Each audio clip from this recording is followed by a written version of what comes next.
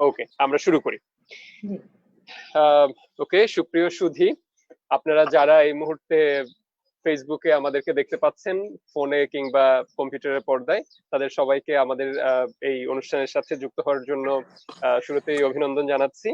আজকে আমাদের যে বিষয় নিয়ে আলোচনা করার কথা সেটি হচ্ছে যে করোনা মহামারীর সময়ে নিম্ন আয়ের মানুষদের জীবন ও জীবিকা। এই বিষয়ে কথা বলার জন্য আজকে আমাদের সাথে লাইভে যুক্ত হয়েছেন ডক্টর আতিউর রহমান স্যার। আপনারা জানেন যে গত একটি লাইভ আমরা প্রথম করেছিলাম যেখানে আমরা করোনা মহামারীর আর্থসামাজিক প্রেক্ষাপট নিয়ে কথা বলেছি। সেখানে আতিউর রহমান স্যার ছিলেন এবং আমরা এটার একটা সিরিজ করার পরিকল্পনা আগে থেকেই ছিল। তো সেই পরিকল্পনা অনুযায়ী আজকে আমাদের সাথে নতুন করে অতিথি হিসেবে যোগ দিয়েছেন ডক্টর নাজনীন আহমেদ। নাজনীন আপা বিআইডিএস এর সিনিয়র রিসার্চ ফেলো। বিআইডিএস প্রতিষ্ঠানটি আমরা সবাই জানি, যারা জানি না তারপর তাদের জন্য বলছি যে বাংলাদেশের একটি অন্যতম গবেষণা প্রতিষ্ঠান হিসেবে এবং এশিয়া ও বিশ্বে, সারা বিশ্বেই এই গবেষণা প্রতিষ্ঠানটির একটি অন্যরকম মর্যাদা রয়েছে, Bangladesh institute of development studies. এবং এখানে আরেকটি মজার তথ্য হচ্ছে যে ডক্টর আতিউর রহমান স্যার নিজেও বিআইডিএস এর একজন গবেষক ছিলেন। তো দুইজন বিআইডিএস এর, একজন সাবেক গবেষক, একজন বর্তমান গবেষক, দুইজনই আমাদের সাথে আছেন, দুইজন অর্থনীতিবিদ। তো আজকে যেহেতু আমরা নিম্ন আয়ের মানুষদের জীবন ও জীবিকা নিয়ে কথা বলবো, কথা বলতে যাওয়ার আগে যেহেতু আমরা অনুষ্ঠানটি শুরু করছি, এর আগের বার আমরা আতিউর রহমান স্যার প্রতিদিন তার দৈনন্দিন রুটিন নিয়ে আমরা শুরু করেছিলাম। আজকে আমরা নাজনীন আপার দৈনন্দিন রুটিন জেনে তারপর শুরু করব। তো যেহেতু এই লকডাউনের সময় আমরা এই ব্যস্ত মানুষগুলো যাদের সারাদিনে হয়তো কাজের ফাঁকে তাদের সময় বা পাওয়াই মুশকিল হতো, সেই জায়গায় এখন আমরা যে ঘরে লকডাউনে গৃহবন্দী অবস্থায় আছি, তো আতিউর রহমান স্যারের রুটিন আমরা শুনেছি। আজকে একটু নাজনীন আপার কাছ থেকে শুনবো যে আপনি এই সময়টা কিভাবে কাটাচ্ছেন। যেটা হতে, আমি জানি না সবাই আমাকে শুনছে কিনা। আমাদের প্রফেশনটা এরকম, আমাদের দুটো জগৎ। একটা জগৎ হচ্ছে একেবারে আমি একটু কানেকশনটা, হ্যাঁ ঠিক আসছে এবার।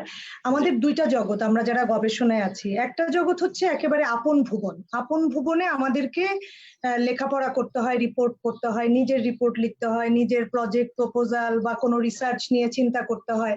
অর্থাৎ এই আপন ভুবনের ক্ষেত্রে কিন্তু আসলে অফিস বা ওয়ার্কিং আওয়ার অন্য সময়টা ম্যাটার করে না। এটা আমাকে, এই চিন্তার জগৎটা আমাকে সবসময় রাখতে হয়। এবং সত্যিকার অর্থে স্বাভাবিক জীবনেও বেশিরভাগ চিন্তা, বেশিরভাগ লেখা, এগুলো কিন্তু আসলে রাতে করি আমি সব সময়।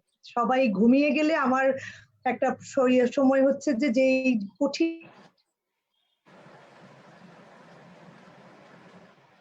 কোনো এখন প্রভাব পড়ে, কিন্তু যেটা প্রভাব পড়েছে আমার প্রচুর গবেষক হিসেবে আমাদের আরেকটা জগৎ হচ্ছে আমরা বিভিন্ন সেমিনারে যাই, বিভিন্ন ফিল্ডে যাই, ফিল্ড ওয়ার্ক, ডেটা কালেকশন, এগুলো আমাদের একটা গবেষণার অংশ।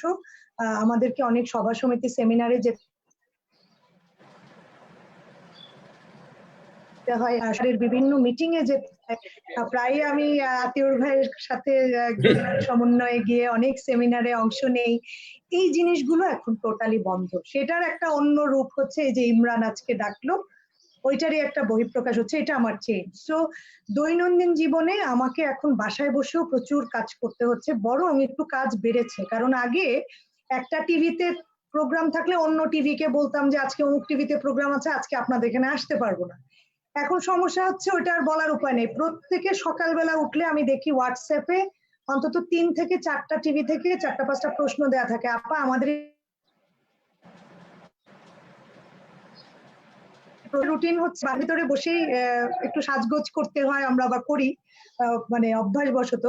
সো একটু ওই সাজগোজ করে টোরে বাসায় আমি এই ক্যামেরার সামনে বসে যাই, একটার পর একটা ওই রেকর্ড গুলা করি, করে সবাইকে পাঠাই। তো এগুলোতে আমার 2-3 ঘন্টা সময় চলে যায়। পাশাপাশি ফেসবুকিংটা অনেক বেশি হচ্ছে। নর্মালি এত করি না, সারাদিনে একবার দেখলে দেখি, নাইলে নাই। এখন প্রায় প্রতি ঘন্টাতেই করছি। ফেসবুকে যে এত সময় যায় এটা আমার কোনোদিনও জানা ছিল না, যে কোন সময় 1 ঘন্টা 1.5 ঘন্টা চলে যাচ্ছে আমি টের পাই না।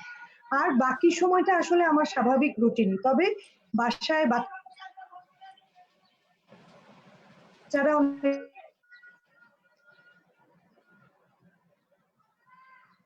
তো সব মিলিয়ে একটা অন্যরকম জীবন। তবে গবেষণার ক্ষেত্রে কাজ চালিয়ে যাচ্ছে, কিন্তু ভালো লাগছে না সত্যি কথা। মানে ঘরে থাকতে, এইরকম ভাবে লকডাউন অবস্থায় থাকতে এটা ভালো লাগছে না।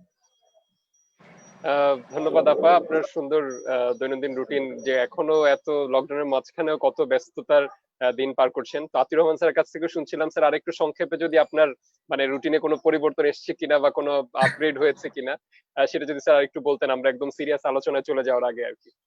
না, আমার তো একই রকম চলছে। সকালবেলাটা খুবই ব্যস্ত থাকি, ঘর দোর পরিষ্কার করা, তারপর হাঁটা, টেলিভিশনের খবর দেখে গোসল করে এই 11টার দিকে আমি বসে যাই আমার টেবিলে আরো লেখাপড়া করবার জন্য। বা প্রতি মুহূর্তে, যেটা নাজনীন বললো যে প্রতি মুহূর্তে বিভিন্ন হোয়াটসঅ্যাপ গ্রুপ, বিভিন্ন ইমেল গ্রুপ থেকে আমাদের প্রফেশনাল পিএফ গ্রুপ খবর আসছে এবং সেগুলো পড়া, এটা একটা বড় কাজ। আর তো ফাঁকে ফাঁকে অনেকদিন যেটা করতে পারিনি, আজকাল আমার মনের মতো কিছু বই টই পড়ছি, সেটাও একটা সময়। তবে হ্যাঁ, সংসারে তো মেয়ে আছে, ঘরে মেয়ের সাথে একটু সময় কাটাই, আগে যেটা সুযোগ পেতাম না। আমার সবসময় দুশ্চিন্তা থাকে। আমার স্ত্রী যেহেতু ডাক্তার এবং মেডিকেল ইউনিভার্সিটির ভাইস চ্যান্সেলর, তাকে নিয়ে সবসময় চিন্তায় থাকে। কাল রাত্রে যেমন হঠাৎ করে খবর এলো যে একটা শিশু এরকম অ্যাটাক হয়ে গেছে, তো তারকে সারা রাত দেখলাম দুশ্চিন্তায়। তো এই দুশ্চিন্তার ভাগিদার হতে হয় এবং আমরা সবাই দুশ্চিন্তার মধ্যেই আছি। আর সর্বত্র সারা পৃথিবীর সমস্ত দুঃসংবাদগুলো আসছে আমাদের কাছে, এই নিয়েই বাঁচছি আর কি। ধন্যবাদ স্যার। তো এর মধ্যেই আমরা যেহেতু অনেকেই আমাদের লাইভে অলরেডি চলে এসেছেন, অনেকেই দেখছেন আমাদের লাইভ প্রোগ্রাম, তো সেখানে আমরা শুরু করছি যে এখন একদমই মূল আলোচনায় চলে যাচ্ছি। তো আজকে আমরা প্রথমেই শুরু করছি আগের বারের মতোই, যে বর্তমান যে একদম সর্বশেষ পরিসংখ্যান সেটি দিয়ে, যে করোনা ভাইরাসের প্রকোপে এই কোভিড-19 মহামারীতে সর্বশেষ বৈশ্বিক পরিসংখ্যান হচ্ছে যে এখন পর্যন্ত মোট আক্রান্তের সংখ্যা প্রায় 26.5 লক্ষ। এই পর্যন্ত মারা গিয়েছে এই ভাইরাসের কারণে প্রায় 1,44,000 মানুষ। আমরা তাদের আত্মার মাগফিরাত কামনা করি, তাদের আত্মা যেখানে থাকুক ভালো থাকুক এই মানুষগুলো। তার সাথে একটি তারপরেও পজিটিভ, যে সবকিছুর মাঝখানে একটা সুখের সংবাদ হচ্ছে যে অন্তত তার মধ্যে 7,21,000 মানুষ সুস্থ হয়ে বাড়ি ফিরে গিয়েছে। তো আমরা দেখতে পাচ্ছি যে রিকভারি রেটটি অনেক বেশি, বেশ কয়েক গুণ বেশি আমাদের ডেথ রেটের চেয়ে, মৃত্যু হারের চেয়ে এই সুস্থ হয়ে বাড়ি ফেরার সংখ্যা অনেক অনেক ভালো। তবে বাংলাদেশের ক্ষেত্রে একটু একটু ভিন্ন চিত্র এখনো দেখা যাচ্ছে, যে বাংলাদেশে এখন পর্যন্ত আক্রান্তের সংখ্যা 3,700-র বেশি হলেও এখানে আমাদের যেখানে রিকভারি হয়েছে 92 জন মানুষের, কিন্তু এখানে আমাদের এখানে মৃত্যু হয়েছে প্রায় 120 জন মানুষের। তো এই যে মানে আমাদের এখানে যে মৃতের সংখ্যা রিকভারি সংখ্যার চেয়ে বেশি, এটি নিয়ে এটা এখনো একটা পাজেল, যেটা নিয়ে হয়তো মেডিকেল প্রফেশনালস যারা তারা কথা বলবেন, যারা স্বাস্থ্য বিশেষজ্ঞ আছেন। তবে আমরা কথা বলবো আজকে নিম্ন আয়ের মানুষদের জীবন জীবিকা নিয়ে, কারণ আমরা জানি বাংলাদেশের একটি বড় অংশের মানুষ হচ্ছে যে নিম্ন আয়ের মানুষ। এখানে শ্রমজীবীরা আছেন, এখানে কৃষকরা আছেন। আর শ্রমজীবীদের মধ্যে একটা বড় অংশ হচ্ছে আমরা জানি যে অপ্রাতিষ্ঠানিক খাতে কাজ করেন, যেটাকে আমরা ইনফর্মাল সেক্টর বা ইনফর্মাল ইকোনমি বলি।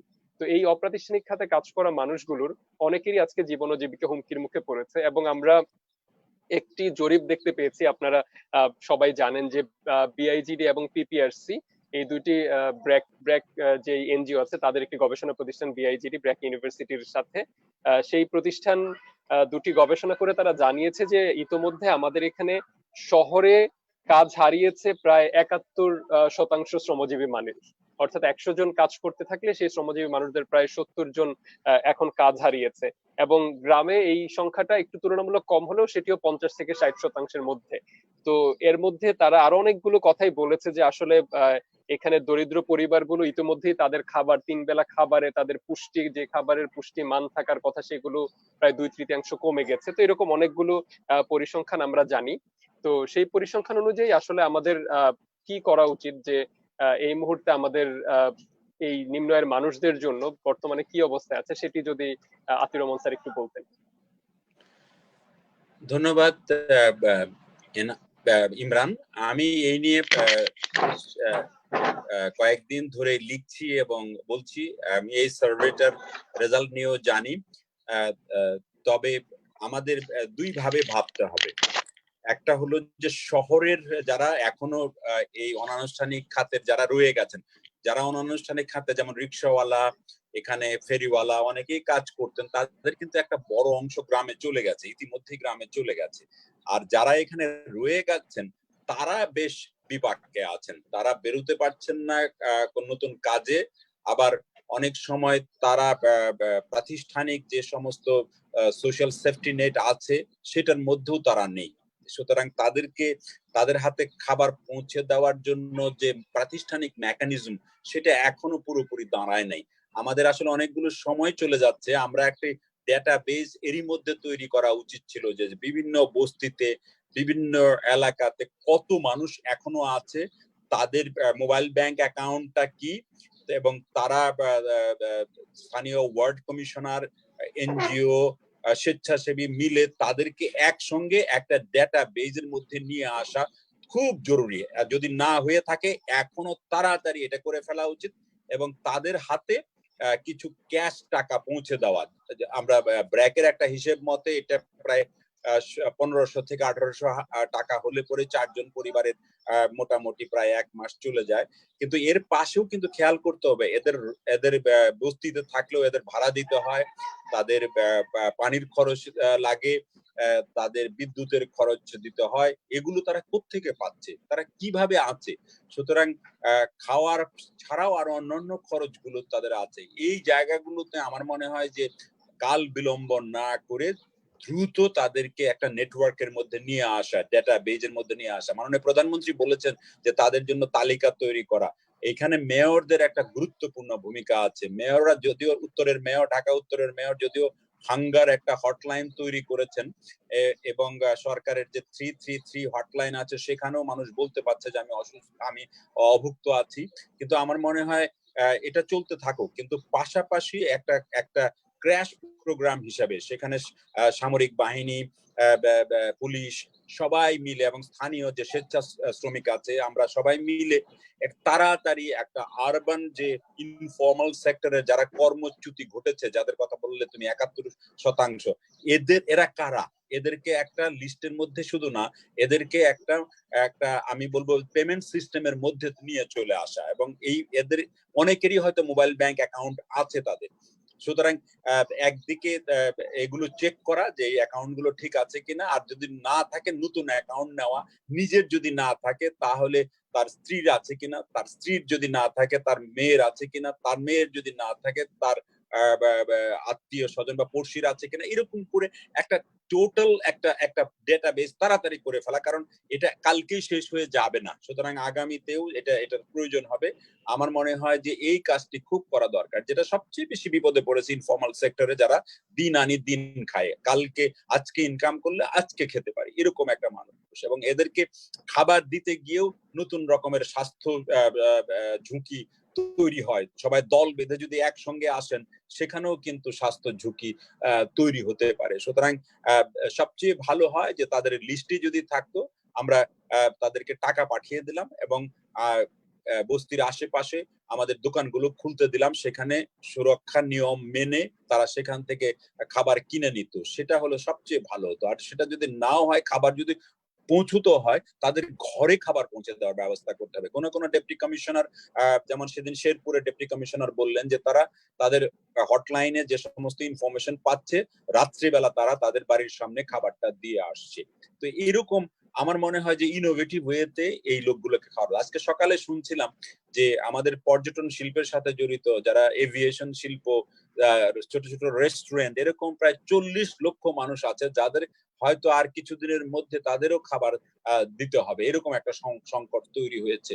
তো আমার ধারণা যে সংকট এটা খুব সহজেই যাবে না, সেই জন্য আমাদের তৈরি থাকতে হবে। তৈরি থাকলে হলে তথ্য দরকার, আমরা যে কথাগুলো বলবো খুব ক্রেডিবল করে কথা বলবো, ঠিক টার্গেট মতো তাদের তথ্য দেবো, এবং এটা সরকার এবং সমাজ মিলেই আমাদের এই ডেটাবেসটা তৈরি করতে হবে। আমার মনে হয় যে এই কাজটি যদি এখনো করে না সারতে পারি, সময় আছে, আর দেরি না করে আমরা এই গরিব দুঃখী মানুষগুলো ডেটাবেস আমরা তৈরি করতে পারি। জাতিসংঘ কিন্তু বলছে যে পৃথিবীতে আমাদের এই মানব সভ্যতায় এত বড় অভাবের সময় কিন্তু আর হবে না। বলছে যে এটা এটা বিবলিক্যাল হাঙ্গারের একটা প্রস্তুতি চলছে। আজকে নিউ ইয়র্ক টাইমস এ লিখেছে যে এটা সারা পৃথিবীতে তারা বুভুক্ষা হু হু করে বাড়ছে। সুতরাং এরকম একটি সময়ে আমার মনে হয় যে সবকিছু যে আমাদের ১ নম্বর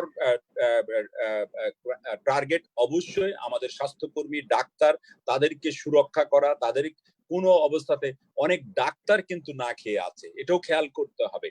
তারা যারা গ্রামের আশেপাশে ফার্মেসিতে বসতো, তাদের প্রাইভেট প্র্যাকটিস বন্ধ হয়ে গেছে, তাদের কিন্তু ইনকাম নাই, তারা সরকারি ডাক্তারও না, তারা ব্যক্তি খাতের ডাক্তার।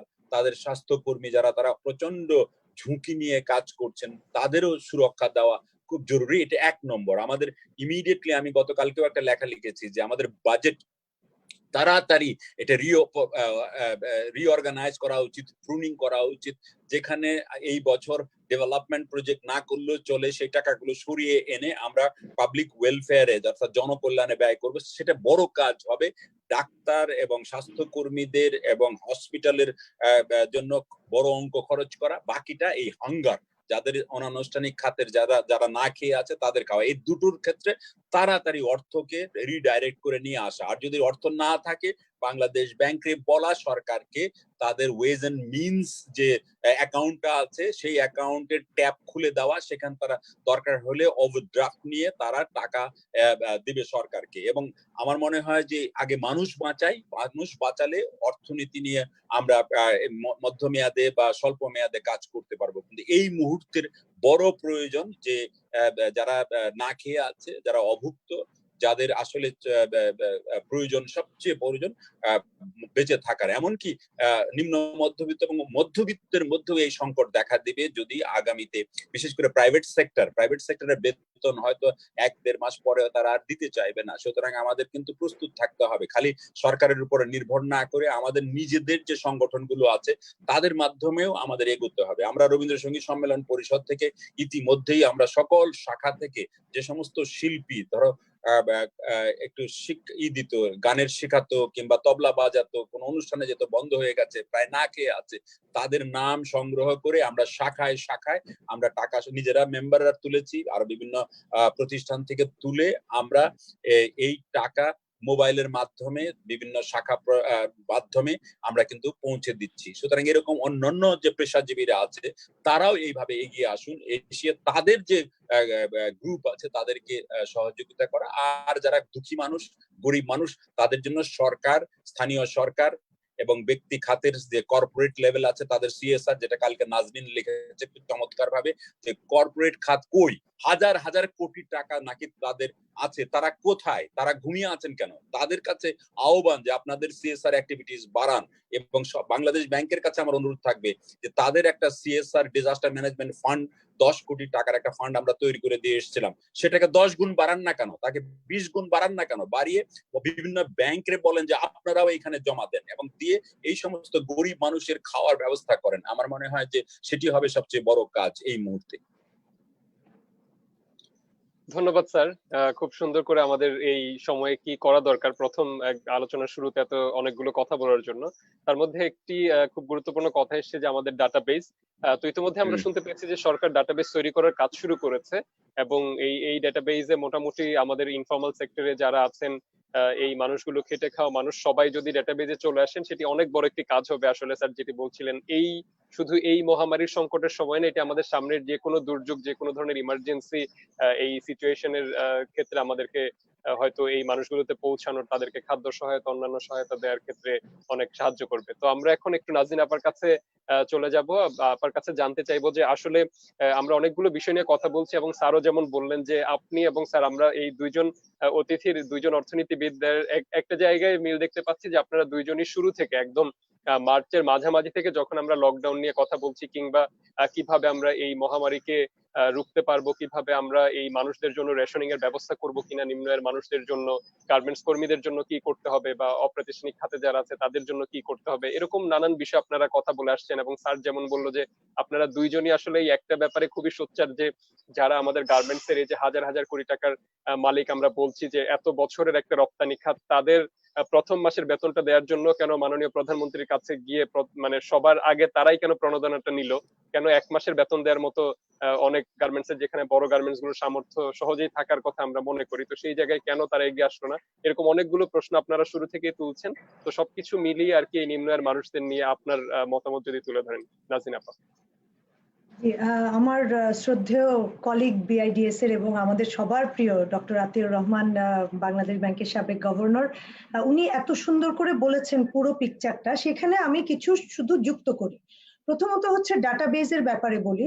আমাদের যখন 2015 সনে এই যে এখন ন্যাশনাল সোশ্যাল সেফটি নেটের যে নতুন স্ট্র্যাটেজিটা হলো, এই স্ট্র্যাটেজির একটা অংশে বলা ছিল যে এই স্ট্র্যাটেজির মধ্যেই বলা হয়েছিল যে অনতিবিলম্বে দেশের মানুষের কার খাতে কত সম্পদ আছে, অর্থাৎ কারা আসলে গরিব, কারণ তার একটা ডেটাবেস তৈরি করে ফেলতে হবে যাতে সরকারের যে সামাজিক নিরাপত্তা কর্মসূচিতে প্রতি বছর বাজেট থাকে সেটা টার্গেটিং যেন ঠিক হয়, এখানে যেন কোনো অপচয় না হয়। এবং বাংলাদেশ পরিসংখ্যান ব্যুরো কিন্তু সেই কাজটা শুরুও করলো, পাইলটিংও করলো, এবং এটার জন্য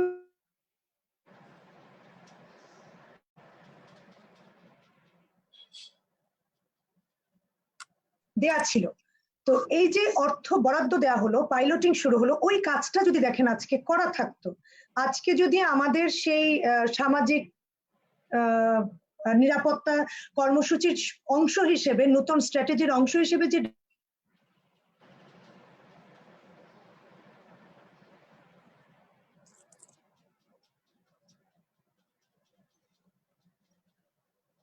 আপনার কানেকশনে বোধহয় একটা প্রবলেম হয়েছে।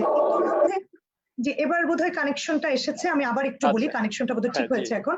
সেটা হচ্ছে সামাজিক নিরাপত্তা কর্মসূচির অংশ হিসেবে এই ডেটাবেস তখনই তৈরি করার কথা বলা হয়েছিল এবং এটার কাজও শুরু হয়েছিল। আমি এই কারণে এটা বলছি যে এখন সরকার এটা করছে, ঠিক আছে, অবশ্যই, যেটা কারণ আমাদের সংকট অতি কয়দিন পরে চলে যাবে এমন ভাবার কোনো কারণ নেই। কিন্তু যেই ডেটাগুলো আছে, তারা যখন পাইলটিং করেছিলেন, তারা যেই ডেটাটা ইতোমধ্যে পেয়েছিলেন, সেইটা কাজে লাগানো যায় কিনা। 2014 সনে সরকার একটা বস্তিবাসীদের শুমারি করে বিভিন্ন নগরে, বস্তি এবং যারা ভাসমান মানুষ, সেই ডেটাবেসটা, সেই যে মাইক্রো ডেটাটা, এইটা ইউজ করলে কিন্তু আমরা এখনই অন্তত, হ্যাঁ ডাটাটা 14 সনের, কিন্তু তারপরেও বিভিন্ন জায়গার কোথায় বস্তি ভাসমান মানুষ এক একটা শহরের কোথায় থাকে সেই তালিকা কিন্তু এখানে আছে। এটা অনলাইনে অ্যাভেলেবল একটা ডেটাবেস। আমি মনে করি একদিকে আমরা নতুন ডেটাবেস তৈরি করব, আপডেট করব, পাশাপাশি আমাদের যেগুলো অগ্রগতি হয়েছিল, যে সেটআপটা তখন ফরম্যাটটা তৈরি করা হয়েছিল, কোয়েশ্চেনিয়ার তৈরি করা হয়েছিল ডাটা কালেকশনের জন্য, সেটা কিন্তু এখন ইউজ করা দরকার। এটা হচ্ছে প্রথম কথা। দ্বিতীয় হলো আমাদের ভাবতে হবে জীবিকা, এবং যেটা এখন সবাই বলছে যে জীবিকা এবং স্বাস্থ্য ঝুঁকি। আমি আজকেও এই প্রোগ্রামে অংশগ্রহণ করার আগে আমাকে একটু বাজার করতে বের হতে হয়েছিল। আমি প্রায় 1 মাস পরে, গত মাসের 26 তারিখে আমি বের হয়েছিলাম লাস্ট। আজকে আমি বের হয়ে হাতিরঝিল এলাকায় দেখলাম যে সাধারণ মানুষ অপেক্ষা করছে, তাদের ওখানে কেউ ত্রাণ দিবে, এবং যেভাবে তারা অপেক্ষা করছে, দুইটা জায়গায় দেখেছি, একটা তেজগাঁয়ে দেখলাম লাইন মেনে করছে, আর হাতিরঝিলের ওখানে দেখলাম যে যেভাবে দাঁড়িয়ে আছে, এইটাতে আরো মানে প্রচন্ড রকম স্বাস্থ্য ঝুঁকিতে তারা পড়ছে। কিন্তু এই মানুষগুলোর চেহারা দেখে বোঝা যাচ্ছে যে তারা যে জীবিকার সংকটে আছে, যেটা doctor Atiur Rahman rightly point out করছিলেন, যে তাদের হাতে টাকা না পৌঁছালে এইভাবে ভিড় করে আসলে মানে সেমি লকডাউন যেটা অবস্থায় আছে, এতে কোনো লাভ হচ্ছে না। এই জায়গাটাতে আমাদের একটু ভাবতে হবে কোথায় কোথায় আমরা জীবিকা একটু খুলে দিতে পারি। যেমন এখন এই বোরো ধান কাটার জন্য আমার খেয়াল আছে আমি মার্চ মাসের মাঝামাঝি থেকে বলছি যে 1 মাস পরে বোরো ধান কাটবে, লোক যাওয়া যাবে না, ট্রান্সপোর্টে হজবরল করে দেওয়া উচিত হবে না, সরকারি ট্রান্সপোর্টের সরকারের ব্যবস্থাপনা দরকার। শেষ মুহূর্তে এসে সেটা করা হচ্ছে।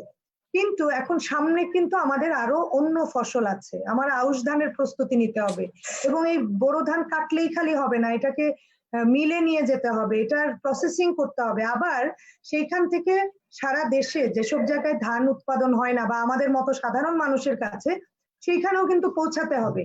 কাজেই এই জায়গাগুলোতে কিন্তু আমরা কিছু কর্মসংস্থান তৈরি করতে পারি মানুষের, যেটা অনেকটা যেমন এরা সম্মুখ যোদ্ধার মতো যেমন ডাক্তাররা করছে, ঠিক সেরকম আমাদের সাপ্লাই চেইনে লোক দরকার, এটা আমাদের মানতে হবে।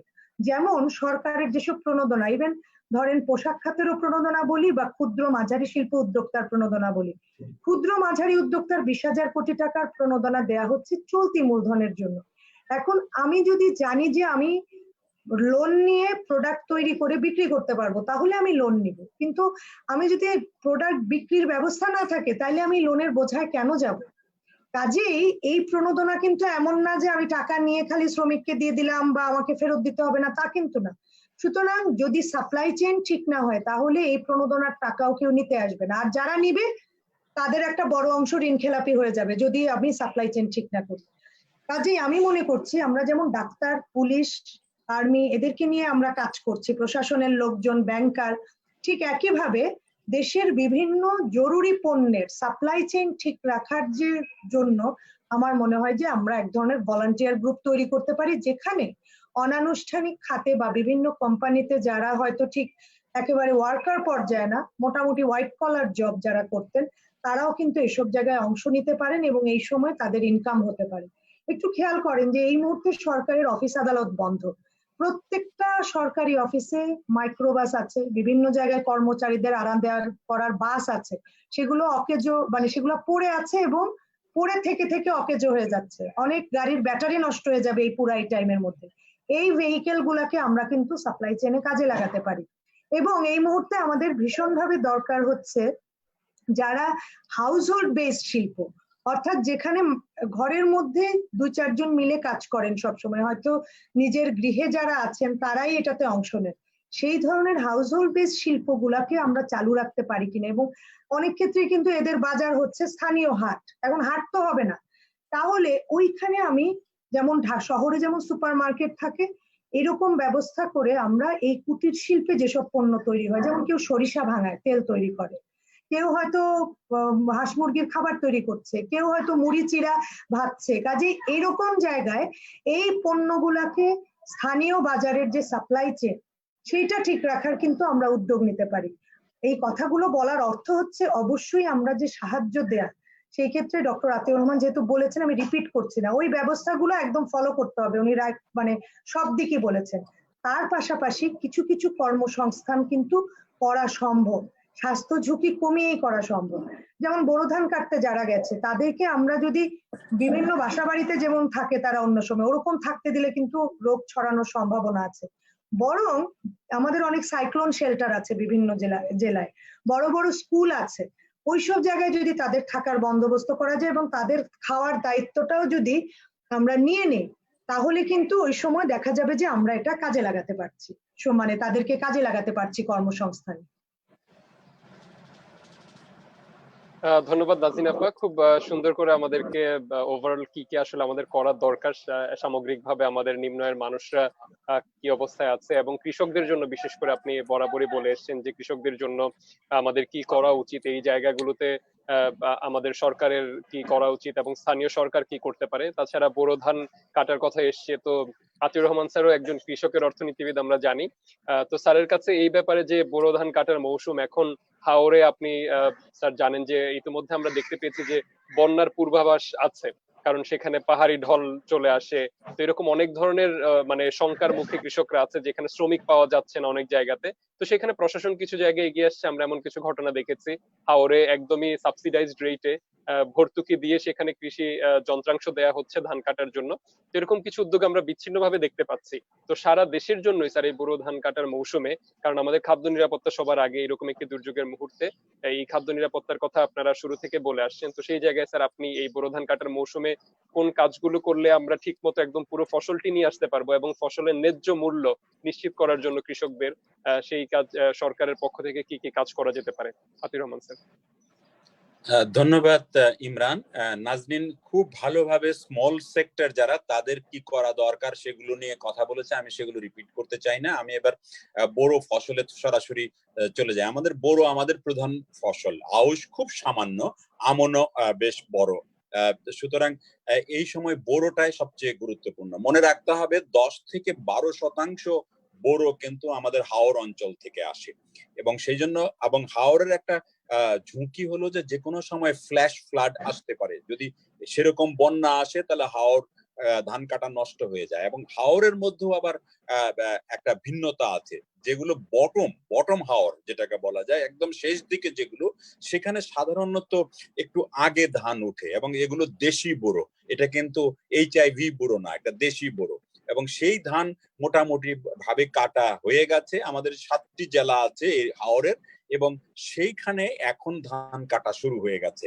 এবং আমার এই জায়গাটাতে এখন আমরা দেখছি যে প্রশাসন মোটামুটি ভাবে উদ্যোগী হয়েছে যে সেই সব জায়গাতে মেশিন পাঠানো এবং একই সঙ্গে শ্রমিকও পাঠানো।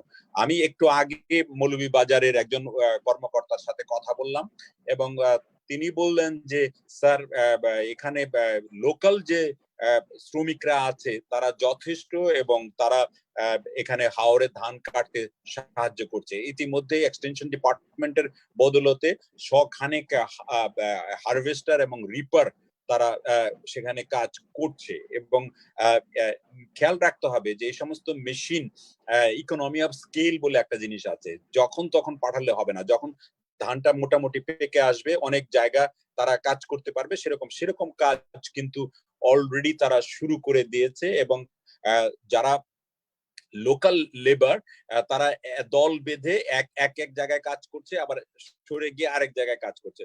প্রশাসনের যিনি, আমি যার সাথে কথা বললাম, ঊর্ধ্বতন প্রশাসন, তিনি বললেন যে স্যার আমরা আমাদের পুলিশের গাড়ি দিয়ে অনেক সময় এই শ্রমিক আশেপাশের জেলা থেকে আমরা আনার ব্যবস্থা করছি, থাকার ব্যবস্থা করছি এবং হাওরে পাঠানোর ব্যবস্থা করছি। এবং কালকে কিশোরগঞ্জের ডেপুটি কমিশনার পরশুদিন মাননীয় প্রধানমন্ত্রীকে একই কথা বলছিলেন যে প্রশাসন যথেষ্ট উদ্যোগ নিয়ে এগুলোকে কোঅর্ডিনেট করছে। এটা খুব ভালো কথা, কিন্তু খেয়াল রাখতে হবে যে আসলে শ্রমিকরা সাধারণত আসে লালমনিরহাট, পাবনা, ওইসব এলাকা থেকে হাওড়ে যেত। তারা কিন্তু এখনো এসে অতটা পৌঁছতে পারছে না। কিছু কিছু হাইওয়ে, যেহেতু একটা রেস্ট্রিকশন ছিল, হাইওয়ে বাদ দিয়ে নদী পথে নানাভাবে কষ্ট করে কিছু কিছু শ্রমিক গিয়ে পৌঁছে গেছে, ইতিমধ্যেই পৌঁছে গেছে। কিন্তু তাদের একটা সামাজিক সংকট দেখা দিতে পারে। অনেক সময় তারা আবার ফিরে এলে গ্রামের মানুষ মনে করে যে এরা কোত্থেকে আসছে ফিরে, সুতরাং এক ধরনের সামাজিক সংকট তৈরি হয়। তো এইসব দিকেও আমার মনে হয় যে প্রশাসককে খেয়াল রাখতে হবে। এবং সবচেয়ে বড় কথা যে কৃষি মন্ত্রণালয় ইতিমধ্যেই একটা প্রশাসনিক নির্দেশনা জারি করেছেন যে এইসব শ্রমিকদের জন্য যেন আসা যাওয়া এবং তাদের থাকা খাওয়ার যেন একটা ব্যবস্থা করেন। এবং আমরা লক্ষ্য করছি যে এই যে শ্রমিক নিয়ে যাওয়ার যে বিষয়টা, এটা সরকার যদি না দেয়, প্রাইভেটলি যদি কোনো অর্গানাইজ করা যায় তাহলে কিন্তু অনেক ভাড়া লাগবে। সেই জন্য আমি নাজনীনের কথাটা খুব ভালো লাগলো যে অনেকগুলো বাস টাস বসে আছে, তাই না, সরকারি বাস তারা বসে আছে, বিআরটিসির বাস বসে আছে। এগুলো কোঅর্ডিনেট করে আমরা লালমনিরহাট থেকে কি সুনামগঞ্জে আমাদের শ্রমিকদের নিয়ে যেতে পারি না?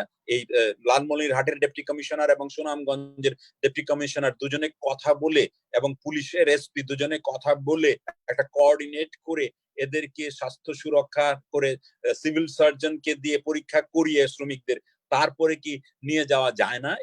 একটু আউট অফ বক্স চিন্তা করতে হবে কিন্তু আমাদের, তাহলে কিন্তু এই শ্রমিকরা চলে যেতে পারবে। এবং এই সময়টা একটা ভালো লক্ষণ দেখতে পাচ্ছি যে শ্রমিকদের যখন কাজ করছে তারা কিন্তু ভালো ওয়েজ পাচ্ছে, 700 টাকার মতো ওয়েজ এখন কিন্তু পার ডে পাচ্ছে, যেখানে নরমালি 500 টাকার। এই কথা ঠিক, এই ওয়েজ কৃষকরা দিতে পারবে যদি কৃষির ধানের দামটাও যদি ভালো থাকে। এখন গভর্নমেন্ট ঠিক করেছে যেটা প্রায় 1040 টাকার মতো ধান সংগ্রহ মূল্য, এই সংগ্রহ মূল্যটা যেন ঠিক থাকে এবং সংগ্রহের যে যে যে যে প্রক্রিয়াটা, যেটা নাজনীন বলল, সেই প্রক্রিয়াটা যেন চালু থাকে। এবং এখানে কম্বাইন হারভেস্টার প্রাইভেট সেক্টর বলছে যে তাদের হাতে আগের প্রায় 100 ঠিকঠাক কম্বাইন হারভেস্টার আছে, আরো এবার 1000 তারা যুক্ত করছে। এবং এখানে তারা যদি গভর্নমেন্ট যদি এখন 70% তারা ক্যাশ ইনসেন্টিভ দেবার কথা, এখন প্রাইভেট সেক্টর যদি এই মেশিনটা কেনে, বাকি 30% তো শ্রমিককে দিতে হবে বা কৃষককে দিতে হবে টাকাটা, সেটা কোত্থেকে পাবে? সেই এক নম্বর হলো যে তাদেরকে যে ভর্তুকিটা সরকার দেবার কথা তাড়াতাড়ি তাদের ব্যাংক অ্যাকাউন্ট কিংবা মোবাইল অ্যাকাউন্টে পাঠিয়ে দেওয়া। দ্বিতীয়ত কথা যে যদি তারা টাকা না দিতে পারে, এই যে সেই 70% যেটা দেবার কথা কৃষকের, সেটা সেই কোম্পানিকে, মনে করেন সরকার এবং কোম্পানিকে ধান দিয়ে দিক না কেন, বলে যে এই টাকা আমি দিতে পারছি না, এই পরিমাণ ধান আপনাকে দিয়ে দিলাম, আপনি ধানটা নিয়ে প্রসেস করে সরকারকে দেন। এইরকম কিছু ইনোভেটিভ চিন্তা বোধহয় আমার মনে হয় এখন করবার প্রয়োজন আছে। এবং এটা করে এবং তারা ফিরে আসতে হবে। এবং এটা খেয়াল করতে হবে যে হাওরের মধ্যে সবগুলো হাওর একসঙ্গে কিন্তু ধান কাটা না। কোন আগেই বললাম যে একটা ডিফারেন্সিয়েটেড লেভেল আছে, যেখানে তাড়াতাড়ি করা দরকার সেখানে তাড়াতাড়ি যেতে হবে, যেখানে একটু পরে লাগবে সেখানে পরে। তারপরে মেইনল্যান্ডে আসতে হবে। মেইনল্যান্ডেও কিন্তু শ্রমিকের বেশ সমস্যা। এখানে চলন বিলে আগে আগে আসবে ধান কাটাটা, তারপরে অন্যান্য গুলো আসবে। এগুলো এটাও একটা ডেটা বেস থাকা দরকার। আমাদের কৃষি বিভাগের কাছে নিশ্চয়ই আছে যে কখন কোন ধান কখন কাটবে। এই কোঅর্ডিনেশন গুলো করতে পারলে একসঙ্গে আমার মনে হয় যে ধান কাটা নিয়ে সমস্যা হবে না। ধান সংগ্রহ করতে একটা সমস্যা হতে পারে। সেই ধান সংগ্রহের সময় আমার মনে হয় যে একটা ইনোভেশন চিন্তা করতে হবে যে আমাদের স্কুলগুলোতে কিংবা স্টোর হাউস যদি না থাকে, কৃষকের বাড়িতেও ধান রাখা যায়। কৃষককে বলা যায়, গতবার আমি বলেছিলাম যে আপনারা ধান বিক্রি করলেন, করে আপনার কাছেই রাখুন, আমাকে 2 মাস পরে দিয়েন, কোনো অসুবিধা নেই। এই রকম করে ইনোভেটিভ চিন্তা করে যেতে হবে। এবং আমাদের যেখানে লেবার ক্রাইসিস যেখানে আছে সেখানে আগে যেতে হবে। যেখানে লেবার ক্রাইসিস নাই, যেমন কুষ্টিয়াতে কোনো লেবার ক্রাইসিস নাই, ওটা নিয়ে এখন ভাবতে হবে না। যেখানে আগে ভাবতে হবে সেখানে আগে যেতে হবে। এবং শুধু বোরো না, আমাদের একই সঙ্গে নাজনীন যেটা বললো যে আগামী ফসলগুলোর কথা এখনই ভাবতে হবে। বিশেষ করে আমাদের আউশ নিয়ে সামান্য ভাবতে হবে, আর বেশি ভাবতে হবে আমার আমন নিয়ে। এবং এই সময়ে আরো অন্যান্য ফসল যেমন গ্রীষ্মকালীন ফসল, সেগুলো চিচিঙ্গা, এগুলোর বীজ কোত্থেকে আসবে? 50% বীজ কিন্তু মাত্র আমদানি করা গেছে, বাকি 50% এখনো আমদানি করা হয়নি। এখানে সরকার হস্তক্ষেপ করতে পারে, পাশের দেশ থেকে বা আশেপাশের দেশ থেকে উন্নত মানের বীজ এনে কৃষকদের জন্য রেডি করা, তাদেরকে দেওয়া। এইসব কাজ একটা বড় কিন্তু একটা কোঅর্ডিনেটেড একটা এফর্ট দরকার। প্রাইভেট সেক্টর, সরকার এবং স্বেচ্ছাসেবীরা সবাই মিলে। আজকে খুব ভালো লাগছে যে আজকে আমাকে বললেন আমার এক সহযোগী প্রফেসর, বললেন যে বাংলাদেশ কৃষি বিশ্ববিদ্যালয়, ময়মনসিংহের কৃষি বিশ্ববিদ্যালয়ের তাদের যে ফার্মে যে শ্রমিকরা আছে, তারা বাস ভরে সেই শ্রমিকদের পাঠিয়ে দিচ্ছে হাওর অঞ্চলে।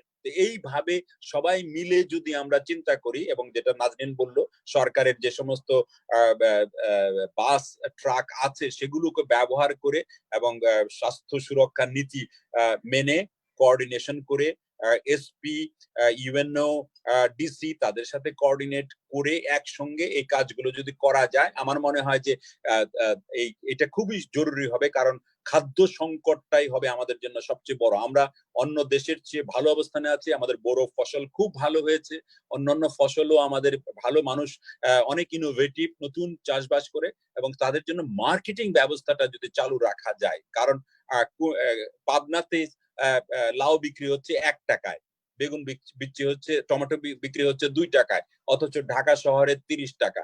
তো এইটা খালি সংযোগ করে দেওয়া, যেটা নাজনীন বলল যে এটা সরকারের একটা সাপ্লাই চেইন যদি রিএস্টাবলিশ করা যায়, এবং আমাদের যে এখানে যে গ্রসারি আছে, আমাদের সহজ আছে, এদের সাথে সংযোগ করে ফ্ল্যাটে ফ্ল্যাটে অনলাইনে যদি করা যায়, আমার মনে হয় যে এটা খুবই সম্ভব। আরেকটা জিনিস করা যায়, যেমন পাবনার ডেপুটি কমিশনার ঈশ্বরদী থেকে কৃষকরা বিনা পয়সায় লাউ, তারপর ফুলকপি, বাঁধাকপি প্যাকেট করে করে ডেপুটি কমিশনারের হাতে দিচ্ছে। যারা 10 টাকা কেজি চাল কিনে নিচ্ছে তাদেরকে এমনিতেই কয়েক কেজি সবজি দিয়ে দিচ্ছে। তো আমরা সরকারের অর্থ আছে, সরকার কি চাইলে এই কৃষকদের কাছে বাজার মূল্যে না হলেও সামান্য বাজারের থেকে কম মূল্যে এই সবজিগুলো কিনে তারপরে যদি বিতরণ করতো, তাহলে লোকাল মার্কেটটা অন্তত চাঙ্গা থাকতো। আমাদের কিন্তু খেয়াল রাখতে হবে ডিমান্ড যেন স্থানীয় ডিমান্ড যেন পড়ে না যায়। গ্রামের কৃষকরা তখন কিন্তু আর কাজ করতে চাইবে না, যে বলবো যে আমাদের জিনিসের দাম নাই। এই জিনিসগুলো, সব জিনিসগুলো খেয়াল করতে হবে। এবং এই জন্য একটা লার্নিং গভর্নেন্স দরকার। অর্থাৎ গভর্নেন্স যারা করছেন তাদেরকে যারা এক্সপার্ট, যারা মাঠে কাজ করছে, তাদের কাছ থেকে এই আইডিয়া গুলো নিতে হবে। এবং প্রত্যেকটা ক্ষেত্রে, যেমন কৃষক এক্সপার্টরা করবে, ফাইন্যান্সিং এক্সপার্টের কথা করবে, হেলথ এক্সপার্টিং কমিটি করবে। এরকম করে আসলে ভাবনাগুলোকে এনে একসঙ্গে, আমাদের এটা একটা জাতীয় সংকট, এটা কোনো দলের সংকট না, এটা কোনো সরকারের সংকট না, এটা আমাদের জাতীয় সংকট। জাতীয়ভাবে যে যেখানে আমরা আছি, আসুন আমরা সরকারের পাশে দাঁড়াই এবং এই কাজগুলো একসঙ্গে করি। স্যার ধন্যবাদ। বড় মৌসুমে বিশেষ করে কৃষকদের জন্য কিভাবে ধান কাটা যাবে এবং মোটামুটি সরকারের পক্ষ থেকে কিভাবে ন্যায্য মূল্য নির্ধারণ করতে হবে এই এই চাষীদের জন্য, এই ব্যাপারে স্যার অনেকগুলো কথা বললেন। তো এখন আমরা একটু চলে যাচ্ছি যে কৃষকদের নিয়ে অনেকগুলো কথা হলো, আসলে এই কৃষি আমাদের অর্থনীতির একটি বড় চালিকা শক্তি। তো যেহেতু নাজনীন আপা শুরু থেকেই বলছিলেন আসলে আমাদের নিম্ন আয়ের মানুষদের, খেটে খাওয়া মানুষদের কথা, এবং আপনি বিবিএস যে এখন একটি ন্যাশনাল ডাটাবেস তৈরির কাজ করছে সেই ব্যাপারেও কিছুটা কথা বলেছেন। তো আমরা একটু রেফার করছি যেটি বলছিলাম যে হোসেন জিল্লুর রহমান স্যাররা যেটি পিপিআরসি এবং বিআইজিডি থেকে গবেষণা করেছেন, তো তারা সেখানে দাবি করছিলেন যে গ্রামের পরিবারগুলো 6,600 টাকা একটা স্ট্যান্ডার্ড ধরেই, এবং শহরে থাকা দরিদ্র পরিবার প্রায় 8,100 টাকা করে তাদের মাসিক খরচ চালাতে পারে। এবং এই ক্ষেত্রে তারা এক মাসের সহযোগিতার জন্য সারা দেশে প্রায় 5,600 কোটি টাকার একটি বাজেটের কথা বলেছিলেন, যেটা আমাদের প্রয়োজন। তো এরকম করে তারা যেই গবেষণা করেছেন, তো তার পাশাপাশি আমরা দেখতে পেয়েছি যে ইতিমধ্যে সরকার কিছু উদ্যোগ তো নিয়েছেই। ব্যবসায়িক খাতগুলোর পাশাপাশি সরকার, যেমন আমরা জানি যে ইতিমধ্যে 20,000 কোটি টাকার যে প্রণোদনা বা প্যাকেজটি ঘোষণা করেছে, ঋণের যে প্যাকেজ, সেটি এসএমই এবং কটেজ ইন্ডাস্ট্রির জন্য, একদমই ক্ষুদ্র ব্যবসায়ীদের জন্য। তারপর সরকারের একটি কৃষকদের জন্য 5,000 কোটি টাকার একটি ঋণের প্যাকেজ আছে, এটা আমরা জানি। এবং ইনফর্মাল ওয়ার্কারদের জন্য, যেখানে আমরা জানি যে কনস্ট্রাকশন থেকে শুরু করে রিক্সা, ভ্যান চালক, তারা এরকম হকার যারা যারা আছেন, তাদের জন্য সরকার একটি 760 কোটি টাকার একটি তারা ইনফর্মাল সেক্টরের ইয়েদের জন্য একটি প্রণোদনা প্যাকেজ ঘোষণা করেছেন শ্রমিকদের জন্য। তো এই ক্ষেত্রে এই প্যাকেজগুলো আসলে কিভাবে এই মানুষগুলোর হাতে সঠিকভাবে পৌঁছাতে পারে, এই নিয়ে আমাদের মধ্যে অনেক ধরনের আলাপ আলোচনা চলছে।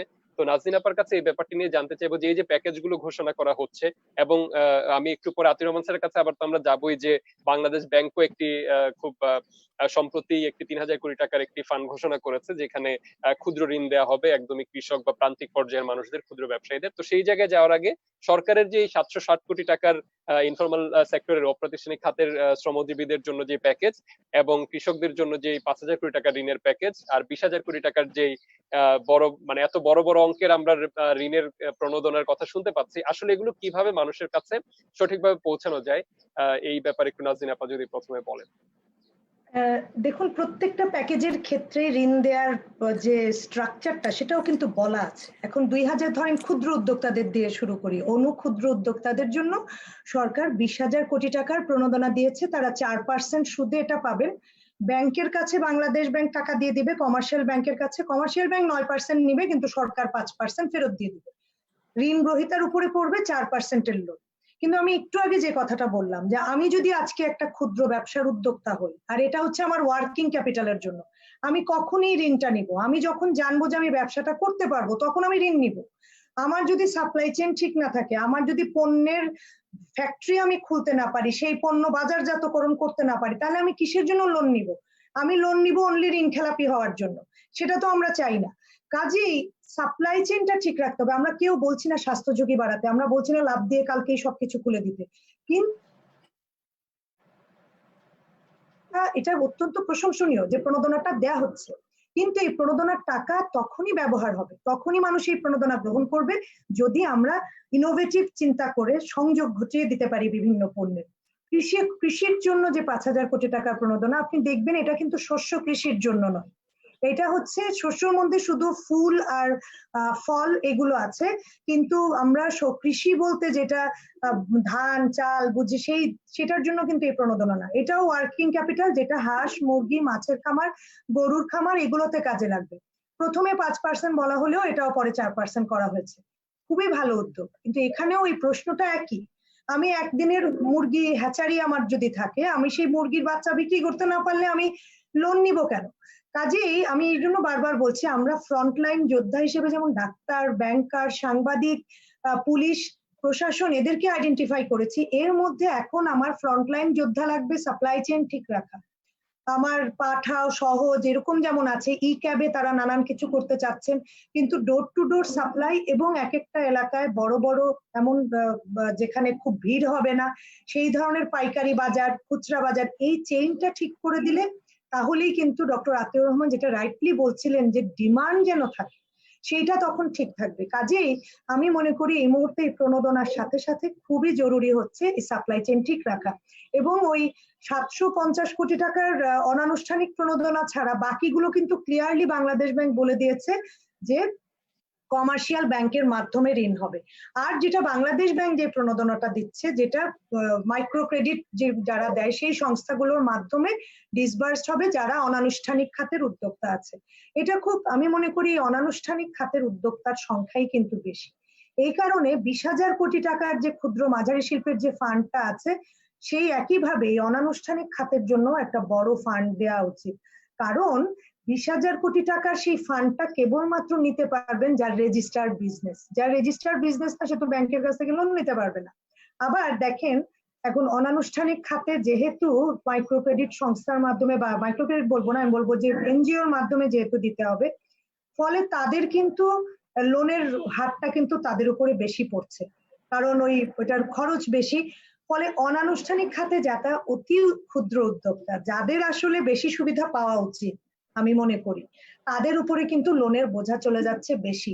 এই ক্ষেত্রেও একটু চিন্তা করা যেতে পারে যে এই মানুষগুলা বাঁচলে কিন্তু আমার পরবর্তীতে যে খাদ্য সাহায্য বা অন্যান্য সরাসরি টাকা, সেটা কিন্তু আমাকে কম দিতে হবে যদি আমি এটা চালু রাখতে পারি অনানুষ্ঠানিক খাতের এন্টারপ্রাইজ। এবং অনানুষ্ঠানিক খাতের এন্টারপ্রাইজ চালু করাটাই স্বাস্থ্য ঝুঁকি কম, কারণ অনানুষ্ঠানিক খাতে যারা আছে, একটা বাসায় বসে মুড়ি ভাজে, একটা বাসায় বসে চিরা ভাজে, অথবা ছোট ছোট জিনিস তৈরি করে, তার কিন্তু স্বাস্থ্য ঝুঁকি কম। সে অনেক শ্রমিক নিয়ে কাজ করে না, তার শ্রমিকের সংখ্যা 10 জনের থেকে কম বলেই সে হচ্ছে কটেজ ইন্ডাস্ট্রি। এবং বেশিরভাগ অনানুষ্ঠানিক খাতে যারা আছেন, মানে যারা রেজিস্টার্ড না, তারা কিন্তু ছোট ছোট উদ্যোক্তা, কটেজ ইন্ডাস্ট্রির মতো। সেইখানে যদি আমরা সস্তায় আসলে ঋণ দিতে পারতাম, এবং শুধু ঋণ না, উনি এই তার যে সকল উপকরণ লাগে প্রডিউস করতে, সেটা যদি কিনতে না পারে, ঋণ দিয়ে কি হবে? তাকে তো হাটে যেতে পারছে না, সে তো কাঁচামাল কোত্থেকে কেনে? গ্রামে হাট হয়, সেখান থেকে সে কাঁচামাল কিনে তার বাসায় এনে উৎপাদন করে, অথবা বাড়িতে সে মুড়ি ভাজে, সেখানেও তার কিছু কাঁচামাল লাগে, প্যাকেট করতে হয়, বিক্রি করতে হয়। সুতরাং প্রতিটা জায়গায় আমি মনে করি ফ্রন্টলাইন যোদ্ধা হিসেবে সাপ্লাই চেইনে কাজ করবে এমন মানুষ দরকার। পাশাপাশি আমি মনে করি যে যারা অতি ক্ষুদ্র অনানুষ্ঠানিক খাতের উদ্যোক্তাদের, যেহেতু এটা হ্যাঁ আমাকে এনজিওদের মাধ্যমেই দিতে হবে, সেইখানে সরকার আসলে সাবসিডি বেশি দিতে পারে কিনা সেটার চেষ্টা করা উচিত, যাতে তারাও কম সুদে ঋণ পান। পাশাপাশি আমাদের যেটা করতে হবে যে তারা যেন র মেটেরিয়ালটা, তাদের কাঁচামালটা ঠিক মতো পান। সাপ্লাই চেইনের অংশটা শুধু বিক্রি করা না, পণ্য, কাঁচামালটাও যেন তারা পান, সেই জায়গায় আমাদের উদ্যোগ নিতে হবে। একটা কথা আমি এই প্রোগ্রামে যত কয়জনই আছেন দেখছেন তাদেরকে অনুরোধ করতে চাই যে আমাদের যাদের সামর্থ্য আছে, যতদিন পর্যন্ত সামর্থ্য আছে, আমাদেরকে কিন্তু ব্যয় করতে হবে। অনেকে মনে করেন যে, যেমন অনেকে বলছে এইবার আর কিসের ঈদ, কোনো কেনাকাটা করব না। আমি জানি যে এবার আমাদের কোনো ঈদ হবে না, কিন্তু যে যত পারেন, যতটুকু পারেন কেনাকাটা করেন, এটা বিলাসিতা না।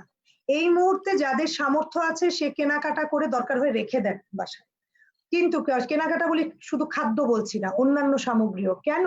সেই চাহিদাটা যদি আমাদের থাকে তাহলে অনেক মানুষের কর্মসংস্থান হয়ে যাবে, এবং কর্মসংস্থান হলে যেটা হবে, যেই মানুষগুলো অন্যের কাছে এসে হাত পাততে পারে না, তাদের কাছে কিন্তু অর্থ পৌঁছাবে।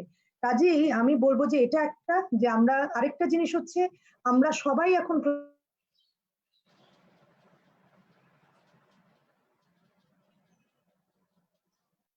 ভীষণভাবে আমাদের জন্য দেশি আপনার কথা কেটে যাচ্ছিল একটু, আবার মাঝখানে একটু কেটে গিয়েছিল। আমি সবাইকে আহ্বান জানাতে চাই আমরা যেন আগামী 1 বছর দেশি পণ্য কেনাকাটা করি যত সম্ভব। কারণ আমাদের এই যে অর্থনীতিতে যতটুকু ডিমান্ড, যাদের এখন অনেকের ডিমান্ড কিন্তু থাকবে না, আমার নিম্ন মধ্যবিত্ত সবাই সংকটে পড়ছে।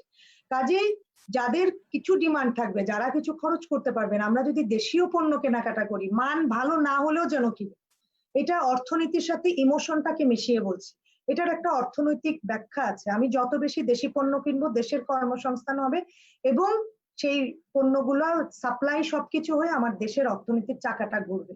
পাশাপাশি আমি বলতে চাই যে এখন সময় এসেছে, আমাদের দেশে বলা হয়েছে ওয়েলথেক্স বলে একটা প্রতিষ্ঠান গত বছর একটা বড় প্রতিবেদন তারা প্রতি বছরই করে, বের করেছিল যে ধনীদের সংখ্যা কত বাড়ছে। সেখানে দেখা যাচ্ছে যে ধনী বৃদ্ধির হার হিসেবে বাংলাদেশের অবস্থান পৃথিবীতে 3য়, এত দ্রুত বাড়ছে দেশে ধনীদের সংখ্যা। 3 কোটি টাকার মানে কোটি কোটি টাকার যারা কোটিপতি, তাদের সংখ্যা বাড়ছে সবচেয়ে দ্রুত গতিতে। কাজে আমার কথা হচ্ছে তারা কোথায়? তাদের তো সঞ্চয় আছে, এই মুহূর্তে সেই সঞ্চয় থেকেই আসলে আমাদেরকে এই অর্থনীতি বাঁচাতে হবে না এবং এটা কিন্তু তাদের নিজেদের স্বার্থেই বাঁচাতে হবে। এটা যে মানুষকে আমি দান করে দিয়ে খুব মহৎ শুধু হচ্ছি তা না, কারণ অর্থনীতিতে তারা যে আজকে যে আমরা শ্রমিক খুব সহজেই পেয়ে যাই, আমাদের কাজের জন্য একটা লোক ডাকলে আমরা পেয়ে যাই, আগামীতে অর্থনীতিতে যদি আমার লোক না থাকে, আমি যদি একজন ইন্ডাস্ট্রিয়ালিস্ট হই, আমার পণ্য কে কিনবে? তারপর দেখেন আমাদের এক্সপোর্ট খাতের অবস্থা ততদিন ভালো হবে না যতদিন যেসব বাজারে আমরা পণ্য পাঠাই সেই বাজারের অবস্থা যদি না ভালো হয়, তাহলে তো আমাদের পণ্যের ডিমান্ড থাকবে না। কাজেই আমাদেরকে কিন্তু এই খাতের যারা বড় উদ্যোক্তা আছেন তাদেরকে কিন্তু এগিয়ে আসতে হবে এই খাতের যে লক্ষ লক্ষ শ্রমিক তাদেরকে বাঁচিয়ে রাখার জন্য। এখন আমি একটা সহজ হিসাবে দেখেছি যে 4000 গার্মেন্টস ফ্যাক্টরির মধ্যে অন্তত 1000 গার্মেন্টস ফ্যাক্টরি আছে যারা বড় উদ্যোক্তা, লার্জ ফ্যাক্টরি, যাদের কমপক্ষে 1000 শ্রমিক আছে তাদের ফ্যাক্টরি। তাহলে এই ধরনের ফ্যাক্টরি যারা যারা বছরের পর বছর ব্যবসা করছেন, তাদের তো সঞ্চয় আছে। এখন বললে হবে না যে এই বছর আমার ব্যবসা নেই সুতরাং আমি দিতে পারবো না। আমি মানি তাদের ঋণ আছে, প্রতি মাসে তাদের ঋণের ইনস্টলমেন্ট দিতে হবে, কিন্তু আমরা যদি অন্তত আগামী 4 মাসের একটা প্ল্যান তারা করেন যে তারা নিজেরা নিজেদের শ্রমিকদেরকে বেতন দিবেন, পাশাপাশি তারা তাদের যে ছোট উদ্যোক্তারা আছে, যেটা একটু আগে ডক্টর আতিউর রহমানও বলছিলেন যে এক একটা গ্রুপ যদি দায়িত্ব নেয়, অ্যাসোসিয়েশন গুলো যদি দায়িত্ব নেয় যে হ্যাঁ আমরা চাঁদা দিয়ে ওই ছোট উদ্যোক্তাদের ফার্ম গুলোকে বাঁচিয়ে রাখার চেষ্টা করব। পাশাপাশি এটা আমি মনে করি আমাদের ভাবতে হবে যে কিছু ফ্যাক্টরি, ধরেন যেই ফ্যাক্টরিতে 500 জন শ্রমিকের ফ্যাক্টরি, আমরা 250 জনকে নিয়ে স্বাস্থ্যবিধি মেনে অল্প মাত্রায় আমরা কিছু কিছু উৎপাদন করতে পারি কিনা যাদের এক্সপোর্ট করার অর্ডার আছে। এটা আমাদের, কারণ সেই তো মানুষ যে ভিড় করছে, কিন্তু আমরা অবশ্যই স্বাস্থ্যবিধি মানতে হবে, তাদের বসার জায়গাটা দূরে দূরে হবে, স্যানিটাইজ করার ব্যবস্থা থাকতে হবে, এভরিথিং। এমনকি পারলে যেসব ফ্যাক্টরিতে জায়গা আছে শ্রমিকরা যাতে ফ্যাক্টরিতে থাকতে পারে সেই ব্যবস্থাও করা যেতে পারে, তাদের যানবাহন দিতে হবে, পুষ্টিকর খাবার দিতে হবে। এইগুলো করে আমরা একটু একটু করে এই জরুরি অবস্থাতেও ইনোভেটিভ কিছু ওয়েতে আমরা কিন্তু সাধারণ মানুষকে হেল্প করতে পারি। সাহায্য সহযোগিতা লাগবে সরকারের সাথে। যদি এখন এই বিপুল সংখ্যক ধনী মানুষ হাত না মিলায় তাহলে তো চলবে না। একটু খেয়াল করে, জাস্ট আমি এই ডেটাটা দিয়ে এই পর্বে শেষ করব, সেটা হচ্ছে বাংলাদেশের যে জাতীয় আয়, এদেশের যে টপ 5% ধনী, তাদের কাছে আছে প্রায় 28 ভাগ, 27.something%। 28 ভাগ জাতীয় আয় আছে টপ 5% ধনীর কাছে। আর বাংলাদেশের যদি বটম 50% ধরি, 50 ভাগ মানুষ গরিব থেকে শুরু করে মধ্যবিত্ত পর্যন্ত আছে, সেই 50 ভাগ মানুষের কাছে আছে দেশের জাতীয় আয়ের মাত্র 20 ভাগ। তার মানে দেশের 50% জনগণ যে পরিমাণ আয় আছে তাদের কাছে দেশের 5% মানুষের কাছে তার থেকে আরো 7% বেশি সম্পদ আছে।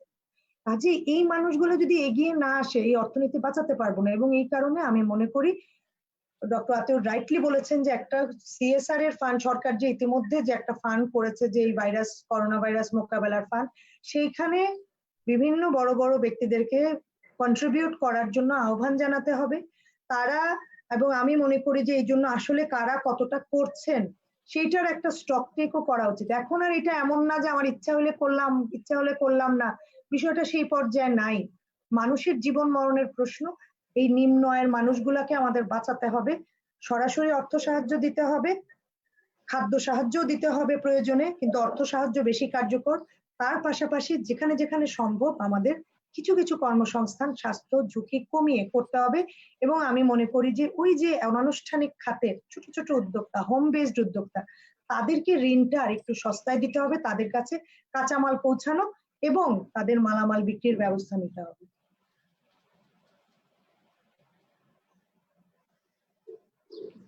ধন্যবাদ আপা সুন্দর করে কথাগুলো বলার জন্য। তো আমরা এখানে একটা বিষয় আপনার কাছ থেকে খুব ভালো একটা বার্তা পেলাম। আমার মনে হয় যে যারা আজকের এই লাইভ অনুষ্ঠানটি দেখছেন তাদের সবার জন্যই একটা বার্তা হচ্ছে যে আলটিমেটলি আমাদের অর্থনীতিকে বাঁচাতে হবে। এবং অর্থনীতি আমরা জানি যে খুব সহজ একটি হিসাব হচ্ছে যে অর্থনীতির যোগান এবং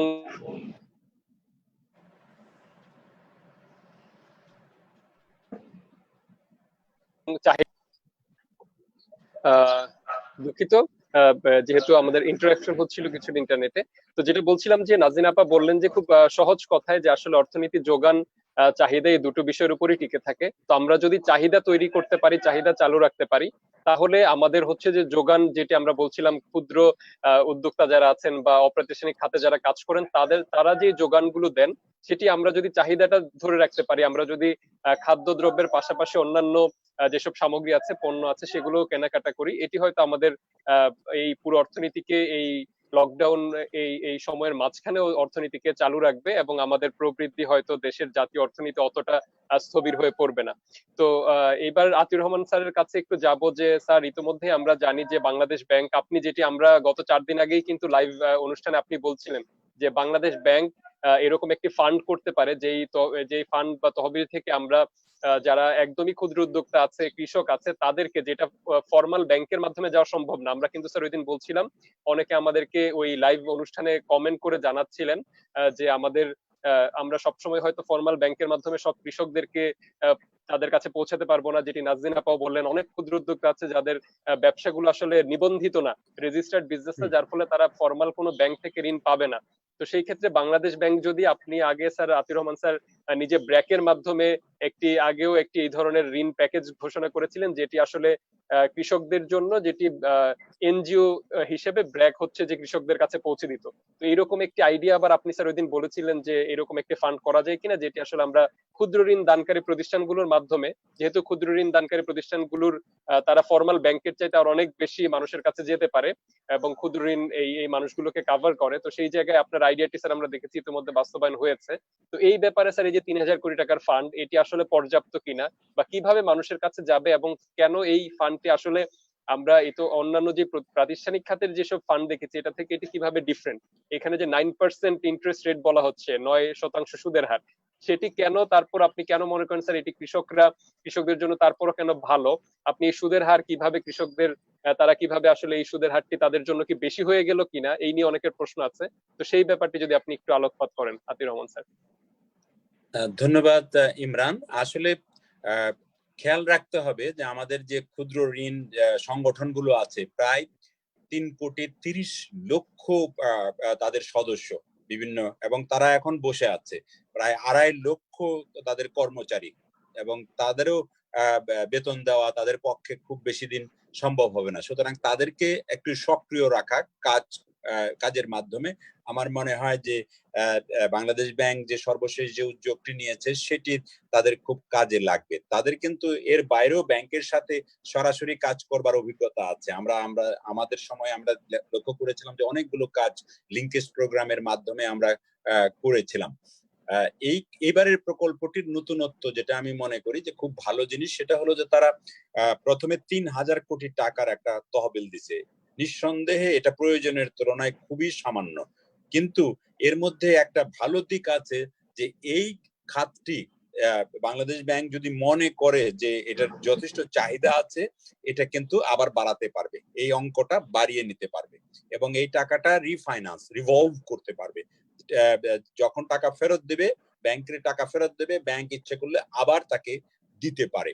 তো সুতরাং এটা একদিক থেকে এটা একটা ভালো প্রকল্প, কিন্তু আমি আশা করেছিলাম যে এটার পরিমাণ আরো বাড়ানো হবে, কিন্তু আমি সঙ্গত কারণেই আমার মনে হয় যে বাংলাদেশ ব্যাংক প্রথমে একটা ট্রায়াল দিতে চাচ্ছে যে এটা কাজ করে কিনা, দেখি কেমন কাজ করে, তারপরে ইচ্ছা করলে তারা এটা বাড়াতে পারবে। যথেষ্ট সহানুভূতি আছে বাংলাদেশ ব্যাংকের ভেতরে, কারণ এরা আমার সাথে কাজ করতো, তো আমি জানি, ওদের সাথে কথা বলে বোঝা যায়। এই প্রকল্পটি যখন তারা আয়োজন করলেন তখনও তাদের সাথে কথা হয়েছে আমার কাছে।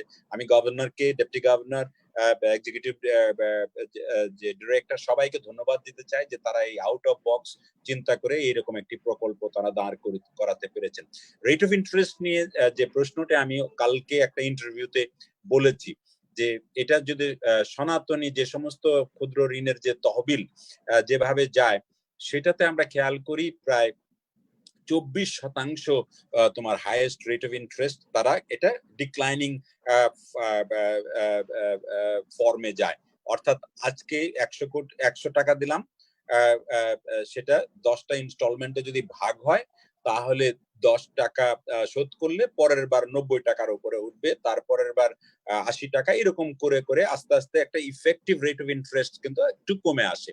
এই জায়গাতেও একই রকম একটা নিয়ম করা হয়েছে যে 9% যে রেট অফ ইন্টারেস্টটা দিয়েছে তারা সর্বোচ্চ, সেটা ডিক্লাইনিং ট্রেন্ডে নামতে থাকবে, সুতরাং ইফেক্টিভ রেট অফ ইন্টারেস্ট হয়তো 9-এরও কম হবে। এখন যেটা করেছে বাংলাদেশ ব্যাংক 1%-এ তোমার ব্যাংকে দিবে। ব্যাংক তার অপারেশনাল খরচ হিসাবে 2.5 অর্থাৎ 2.5% যোগ করে 3.5% হারে একটা এমএফআই কে দিবে, এবং একটা এমএফআই তারপরে 9% চার্জ করবে। তার মানে এমএফআই এর জন্য মার্জিন থাকলো 5.5%। খেয়াল করো, আগেরটার যখন তারা 10%-এ বা 9%-এ ব্যাংক থেকে নিত, তারা 24% করতে পারতো, সেই জায়গাটাতে মার্জিনটা 5.5%-এ নামিয়ে আনা হয়েছে। মনে রাখতে হবে এটা কিন্তু একেবারেই সুপারভাইজড ক্রেডিট। একটা ক্ষুদ্র ঋণ সংস্থা যখন কোনো কৃষককে গরুর বাবদ লোন দিতে চায়, তখন কিন্তু ওই এমএফআই এর একজন কর্মকর্তা কৃষকের সাথে বাজারে যায়, বাজারে গিয়ে গরুটা ঠিক মতো কিনলো কিনা সেটা দেখে, তারপরে নিয়ে এসে সেটা ঠিক কোথায় রাখা হলো, তার জন্য খাবার জোগাড় হলো কিনা এগুলোও দেখে। সুতরাং এর একটা খরচ কিন্তু আসে, এটা মার্কেটকে একেবারে মানে জোর করে চাপানো যায় না। সুতরাং আমার মনে হয় 5.5% আমার কোনো রকমে তারা হয়তো চালাতে পারবে, কিন্তু এই সময়টা তাদের এই কার্যক্রমগুলো চালু রাখবার জন্য আমার মনে হয় এটা খুব একটা ভালো উদ্যোগ তারা নিয়েছে, এবং এটা বাড়ানো যাবে, এবং এই রেট অফ ইন্টারেস্ট আমি মনে করি যে এটা সঙ্গতই আছে। তবে বাংলাদেশ ব্যাংকে আমি যেটা অনুরোধ করব যে এটা সুযোগ পেলেই যেন অ্যামাউন্টটা আরো বাড়ানো হয়, যদি কাজ করে, ভালো কাজ করে যদি, তাহলে যেন অ্যামাউন্টটা তারা বাড়ায়, এবং রেট অফ ইন্টারেস্ট আরো কমানো যেত, যেটা নাজরিন বললো। এটা যদি এখন বাংলাদেশ ব্যাংক যদি 0 রেট অফ ইন্টারেস্ট ব্যাংকে দিত, তাহলে কিন্তু 1% ইডিলি কমানো যেত, এখানে 8%-এ নামানো যেত। তো তবে এই সব যে অনানুষ্ঠানিক খাতের এত ছোট ছোট কৃষক, তাদের জন্য সরকার ইচ্ছে করলে ভর্তুকিও দিতে পারে, আরেকটু ভর্তুকি দিতে পারে। যে এখন তো গার্মেন্টস ফ্যাক্টরিকে যদি ভর্তুকি দেওয়া যায়, তা কৃষকদের ভর্তুকি দিতে কষ্ট কিসের? আমার মনে হয় যে যদি আরেকটু ভর্তুকি দেওয়া যায়, সেটা রেট অফ ইন্টারেস্টের উপরে ভর্তুকি দিলে পরে আরো কমায় দেওয়া যেতে পারে। সুতরাং আমার মনে হয় যে রেট অফ ইন্টারেস্ট এই সময়টা অত গুরুত্বপূর্ণ না, যতটা গুরুত্বপূর্ণ অ্যাক্সেস, তারা আসলে টাকাটা পাচ্ছে কিনা। এই মুহূর্তে নাজরিন ঠিকই বলেছে যে ঋণ নিতে অনেকেই ভয় পাবে, কারণ সেটা সেই জন্য আমাদের মনে হয় যে প্রথম কাজ হবে, আমি আগেও বলেছি, 1 নম্বর কাজ হবে যে আমাদের এদেরকে একেবারে যারা অনানুষ্ঠানিক খাতে খুবই গরিব মানুষ, তাদের খাওয়া এবং তাদের হাতে কিছু পয়সা এটা গ্রান্ট হিসেবে দিতে হবে, তাদের কনজাম্পশন লোন হিসেবে তাদেরকে দিতে হবে, বা এমনিও দেওয়া যেতে পারে, তাদেরকে খাওয়ানো, বাঁচিয়ে রাখা 1 নম্বর। 2 নম্বর, এই সাপ্লাই চেইনটা যেটা নাজনীন বলল, এটাকে সক্রিয় রাখা। সেদিন খেয়াল করবে মাননীয় প্রধানমন্ত্রী সর্বশেষ তার বক্তৃতায় বলেছেন যে গ্রামের যে হাট বাজারগুলো, এটা যেন মাঠের মধ্যে নিয়ে গিয়ে ছড়িয়ে ছিটিয়ে যেন একটা হাট পরিচালনা করা হয়। এটা যথার্থ উদ্যোগ। আমি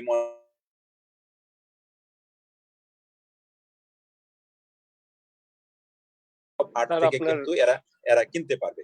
স্যার একটু আটকে গিয়েছিল, আবার যদি কথাটা বলেন স্যার। সেটা হলো যে সাপ্লাই চেইন সক্রিয় করবার জন্য মাননীয় প্রধানমন্ত্রী বলেছেন যে গ্রামের হাটগুলো দরকার হলে পাশের মাঠে নিয়ে গিয়ে ছড়িয়ে ছিটিয়ে চালু করা। আমার মনে হয় যে দ্যাটস এ স্মার্ট মুভ, এটা খুবই স্মার্ট একটা মুভ। এটা আমরা বিভিন্ন প্রশাসন এটা করা শুরু করেছে। আমরা বিভিন্ন ইউএনওর বিভিন্ন বাজারকে বলেছে যে এক জায়গায় যেন মানুষ জড়ো না হয়, সেই জন্য এরকম হাট করা। এমনকি আমাদের শহরেরও যে কাঁচা বাজারগুলো আছে, এইখানেও আমাদের মনে হয় হস্তক্ষেপ করা উচিত। এবং আমরা কি এরকম ব্যবস্থা করতে পারি না যে একসাথে 10 জন বা 20 জনের বেশি এরকম বাজারে ঢুকবে না, বাজার শেষ করে তারপরে হাত ধুয়ে হাত মুছে আবার আরেক দলকে ঢোকানো, এরকম করে যদি প্রশাসন একটু উদ্যোগ নেয়, আমার মনে হয় যে এই হাট বাজারগুলোকেও চালু করতে পারি না। এবং আরেকটা জিনিস হলো যে প্রশ্ন উঠেছে যে আমরা অর্থনীতি কতটা খুলবো। আমার মনে হয় যে স্বাস্থ্য যারা গবেষক, বিশেষ করে যারা এক্সপার্ট, তাদের মতামত ছাড়া সরকার যেন এই ব্যাপারে বড় কোনো সিদ্ধান্ত না গ্রহণ করেন। বড় বড় মার্কেটের যেন বড় মল যেন না খুলেন, বড় বড় ফ্যাক্টরি যেন না খুলেন। এটা আমার মনে হয় যে ছোট ছোট গুলো করা যেতে পারে। ছোট গুলো খুলতে গেলেও এই এই তোমার স্বাস্থ্যসম্মত ভাবে খুলতে হবে এবং এটা এই দিকটা খেয়াল রাখতে হবে। আমার মনে হয় যে তাড়াহুড়ো করে এমন কিছু করব না যেটা যেন যুক্তরাষ্ট্রের মতো না হয়ে যায়। আমরা আমাদের মতো করে করব এবং আমরা আমাদের নিজস্ব 2008 সালে আমরা দেখেছি যে আমরা আমাদের মতো করে যদি অর্থনীতি পরিচালনা করি তাহলে আমরা অর্থনৈতিক সংকট মোকাবেলা করতে পারি। আমাদের ফাইন্যান্সিয়াল ইনক্লুশন যে প্রক্রিয়া আমরা শুরু করেছিলাম, সাধারণ মানুষের কাছে টাকা দেওয়া, তাদের চাহিদা তৈরি করবার যে নানা রকমের উদ্যোগ আমরা নিয়েছিলাম, ইনোভেশন করেছিলাম মনিটারি পলিসিতে, সেগুলো ব্যবহার করতে পারি। তবে মনিটারি পলিসির উপরে, সেন্ট্রাল ব্যাংকের উপরে পুরো দায়িত্ব চাপিয়ে দিয়ে সরকার নিশ্চয়ই বসে থাকতে পারেন না। আমার মনে হয় যে সময় এসেছে ফিসক্যাল সাপোর্ট আরো বাড়ানো উচিত। আমাদের বাজেটটাকে প্রুনিং করে, বাজেট থেকে অর্থ বের করে সাধারণ মানুষের কল্যাণের জন্য, খাবারের জন্য বাজেট থেকে সরাসরি তাদের কাছে টাকা দেওয়া যায়। এবং নাজনীন যেটা বললো, ডেটাবেস তারা তৈরি করছে, আমার মনে হয় যে ডেটাবেস তৈরি করবার আরেকটি বিকল্প পথ বলতে পারি। আমাদের মোবাইল ফাইন্যান্সিয়াল সার্ভিস যারা নিচ্ছেন তাদেরকে দিয়ে কিন্তু বড় রকমের ডেটাবেস তৈরি করা যায়। আমি শুনে খুব খুশি হলাম যে গত মাত্র কয়েকদিনে 26 লক্ষ নতুন মোবাইল ফাইন্যান্সিয়াল অ্যাকাউন্টস খুলেছে গার্মেন্টস শ্রমিকরা, এবং বিকাশ একাই খুলেছে 12 লক্ষ।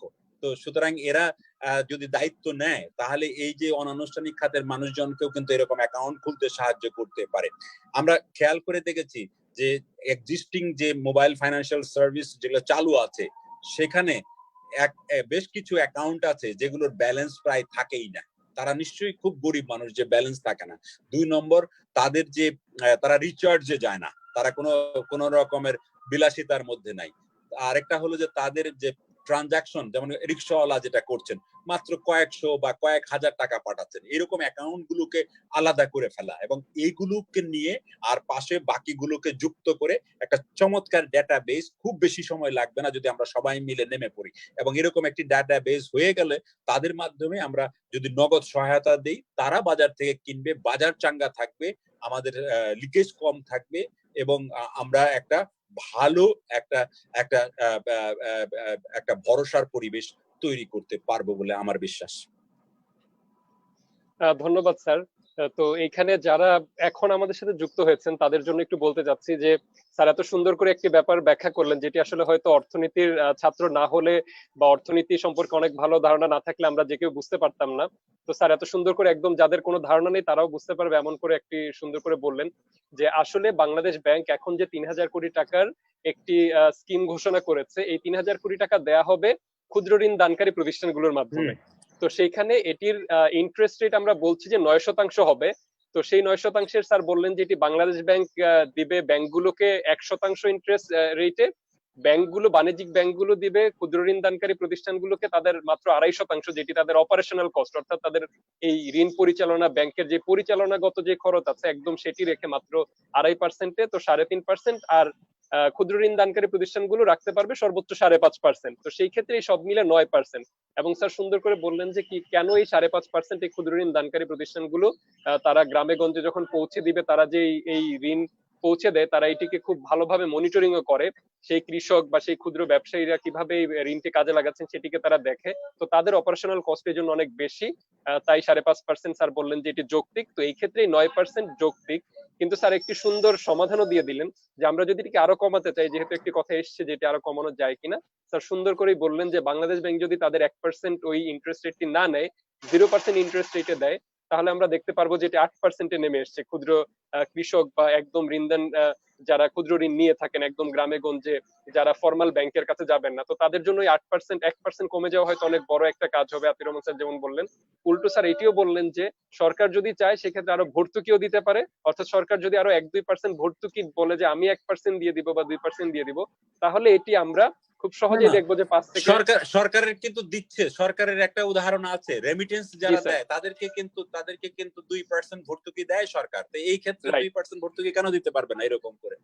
Right sir. তো তাহলে সরকার যদি 2% ভর্তুকি দেয়, আমরা এটিকে 6%-এর মধ্যে একদম প্রান্তিক মানুষের কাছে এই ক্ষুদ্র ঋণ দানকারী প্রতিষ্ঠানগুলোর মাঝে দিয়ে পৌঁছে দিতে পারবো। এখানে আমাদের অনেক, আমরা জানি যে বাংলাদেশে সারা দেশে অনেকগুলো এনজিও কাজ করে যারা ক্ষুদ্র ঋণ নিয়ে মানুষের কাছে পৌঁছে যাচ্ছেন। তো স্যার এটি খুব দারুণ একটি আইডিয়া। আমার মনে হয় যে এখানে বাংলাদেশ ব্যাংক সামনের দিকে যদি ফান্ডটি আরো বাড়ায়, আপনি যেরকম করে আগেও পরামর্শ দিয়ে এসেছেন স্যার, এই কাজগুলো করে গেলে আমার মনে হয় যে বাংলাদেশ ব্যাংক আপনার কথা এই কিছুদিন আগেই আমরা এটি বলছিলাম, এটি ইতিমধ্যেই বাস্তবায়ন হয়েছে।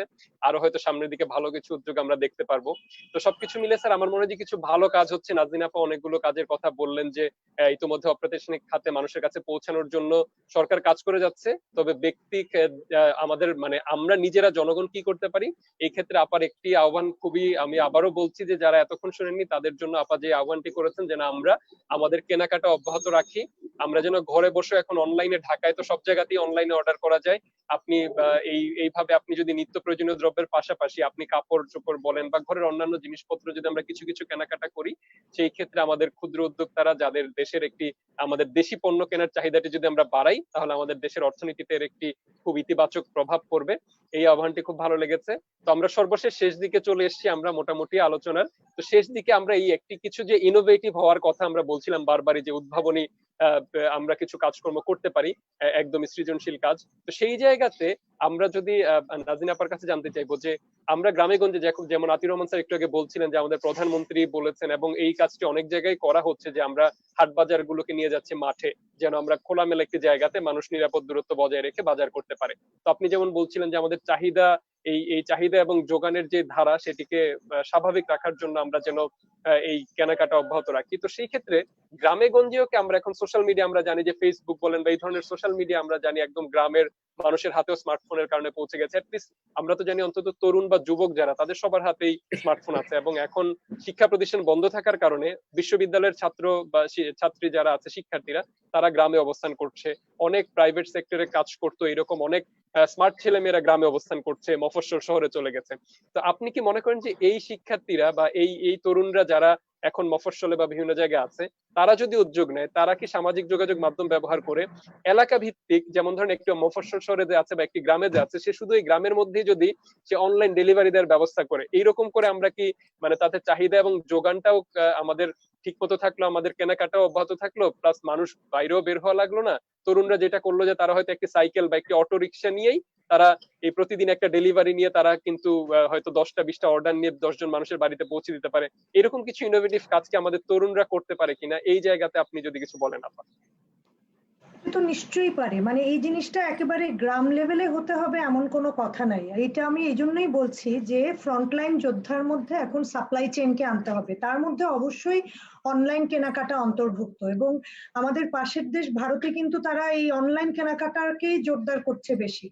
আমরা নিজেরা বাংলাদেশে বসে নর্মাল অবস্থায় অ্যামাজন থেকে আমরা জিনিস কিনি, এক অ্যামাজন সারা দুনিয়া জোড়া আলিবাবা আর অ্যামাজন মিলে যদি পারে, আমার বাংলাদেশে কেন পারবে না? আমাদের এটুআই বেশ কিছু ইনোভেটিভ কাজ করেছে। সারা দেশে আমাদের যে ইউনিয়ন ডিজিটাল সেন্টার আছে, প্রত্যেকটা ইউনিয়নে একটা করে ডিজিটাল সেন্টার আছে, 4000-এর উপরে ডিজিটাল সেন্টার, তার মধ্যে প্রায় 3500 একদম পুরাদমে অ্যাক্টিভ আছে। সেই প্রত্যেকটা জায়গায় কিন্তু কম্পিউটারের যে ব্যবস্থা, সার্ভার, এগুলো অত্যন্ত আধুনিক। সেই হাবগুলোকে, সেই জায়গাগুলোকে কিন্তু আমরা এসব ক্ষেত্রে কাজে লাগাতে পারি। অর্থাৎ আমি বলতে চাচ্ছি যে কিছু তরুণ বা কিছু যারা এই ব্যবস্থাগুলোর সাথে ইতিমধ্যে পরিচিত, কিন্তু যারা ইউনিয়ন ডিজিটাল সেন্টারে কাজ করেন, বাইরে থেকে আপনার তরুণ আনা লাগবে না, মানে সেটা তো ভালো যে তারা আছে, কিন্তু প্রত্যেকটা ইউনিয়ন ডিজিটাল সেন্টারে একজন নারী উদ্যোক্তা, একজন পুরুষ উদ্যোক্তা থাকেন, যারা এই কম্পিউটার লিটারেসি ভালো জানেন, ভালো পারেন। এবং ওই সব জায়গাতে আমি নিজে একটা কাজে অন্তর্ভুক্ত হয়ে আমি যশোরে, গাজীপুরে দেখেছি রিমোট গ্রামের ভেতরে তারা এই যে স্বাভাবিক অবস্থায়, যেমন যশোরের গুড় ঢাকায় আসে বা সারা দেশে পাঠায়, ওই রিমোট এলাকায় একটা অনলাইন দোকান আছে, তারা সংগ্রহ করে সেই গুড়, এবং তরুণ উদ্যোক্তারা আছে এই গুড় তৈরির ক্ষেত্রে, এবং তারা বিক্রি করে। তো এইটা এক যশোরের উদাহরণ না, এই ইউনিয়ন ডিজিটাল সেন্টারের সাথে যেই উদ্যোক্তা আছে, বাংলাদেশের 4000, সংখ্যাটা অ্যাকুরেট আমি ভুলে গেছি, 4000-এর উপরে, এই সবগুলো ইউনিয়ন ডিজিটাল সেন্টারের একজন নারী উদ্যোক্তা, একজন পুরুষ উদ্যোক্তা, যাদেরকে ট্রেনিং দেওয়া হয়েছে ইতিমধ্যে, যারা অনলাইন বা কম্পিউটার লিটারেসি ভালো জানেন, তাদেরকে কাজে লাগিয়ে আমরা বিভিন্ন উপজেলা ভিত্তিক যে পণ্য পরিবহন, যেটা আমি বারবার বলছি যে হোম বেস যে ভালো একটা শাকের বীজ কিংবা সবজির বীজ, এইটা কিনতে এখন একটুকু আগে যেটা স্থানীয় বাজার থেকে কিনে আনতো, কিনবে কতটুকু, 250 গ্রামের প্যাকেট, এইটা কেনার জন্য তো দূরের হাটে এখন একজন উদ্যোক্তার যাওয়া পোষাবে না। অনেক আছে এরা নারী উদ্যোক্তা, ঘরে বসে এই ফসল বাসার পাশের ক্ষেতের মধ্যে এটা করে। তাদের কাছে যদি আমরা এটা পৌঁছাতে পারি। আরেকটি সংস্থা আছে I social, doctor Atiur Rahman অনন্য রায়হানকে চিনেন, ওনাদের উদ্যোগে এটা করা হচ্ছে। আই সোশ্যালের কাজ আছে সারা দেশে এই বেশ কয়েকটি জেলায়, এবং আই সোশ্যালের অলরেডি নারী কর্মী আছেন, পুরুষ কর্মী আছেন, যাদের প্রত্যেকের একটা করে ট্যাব আছে। এই ট্যাবে ইতোমধ্যে তারা কিন্তু স্থানীয় এলাকায় অনলাইন বেচা বিক্রি করে, প্লাস মানুষকে স্বাস্থ্য সহায়তা দেন ওনারা। তারা তাদের আছে যারা স্বাস্থ্য কল্যাণী বলে ওদেরকে, এই কল্যাণীরা বাড়ি বাড়ি গিয়ে মানুষের প্রেসার মাপতে পারে, ছোট ছোট কিছু কাজ করতে পারে, অনলাইনে তারা ওই যে স্বাস্থ্য স্যাম্পল নিয়ে পাঠিয়ে দিতে পারে সেন্টারে। তার মানে আমি বলছি এই যে স্ট্রাকচারটা অলরেডি প্রিভেল করে, এই আই সোশ্যালের কাজ আছে, আমাদের সরকারের ইউনিয়ন ডিজিটাল সেন্টার আছে, A2I এর কাজ আছে, এই স্ট্রাকচার ব্যবহার করে খুব সহজেই আমি এই সরবরাহ চেইনে কাজে লাগাতে পারি তাদের। এবং আমি যেমন কল্যাণীদের প্রত্যেকের একটা করে ট্যাব কিন্তু আছে, কাজে আপনাকে খুব বেশি তাকে ইনফ্রাস্ট্রাকচার বা লজিস্টিক দিতে হবে তা কিন্তু না। দরকার হচ্ছে সরকারের পক্ষ থেকে এই প্রতিষ্ঠানগুলোকে আহ্বান জানানো। ই ক্যাবের তারা ইতোমধ্যে সরকারের সাথে বসে কিছু কিছু বিষয়ে তারা পরামর্শ করেছেন, কিছু উদ্যোগ নিচ্ছেন। সমন্বিত একটা প্রয়াস সাপ্লাই চেইন ঠিক রাখার, সেটা যদি ঠিক থাকে তাহলে এই যে গ্রাম ভিত্তিক বা উপজেলা ভিত্তিক বিভিন্ন পণ্য এক জায়গা থেকে আরেক জায়গায় যাওয়া, ধরেন এই সময়ে আমরা এই যে রোজার সময়টা আসছে, রোজার কিন্তু স্পেশাল কিছু পণ্য আছে, এবং প্রতি বছর রোজার সময় খালি ইফতার বিক্রি করে রাস্তার পাশে দাঁড়ায়। আপনি যদি ঢাকা শহরে চিন্তা করেন, প্রতিটা গলিতে প্রতিটা রাস্তায় এরা কিন্তু সিজনাল উদ্যোক্তা, এবং এই ছোট ছোট দোকান থেকে অনেকের 20,000, 30,000, 50,000 টাকা এক মাসে ইনকাম হয়ে যায়। সেটা তো এবার হতে পারবে না।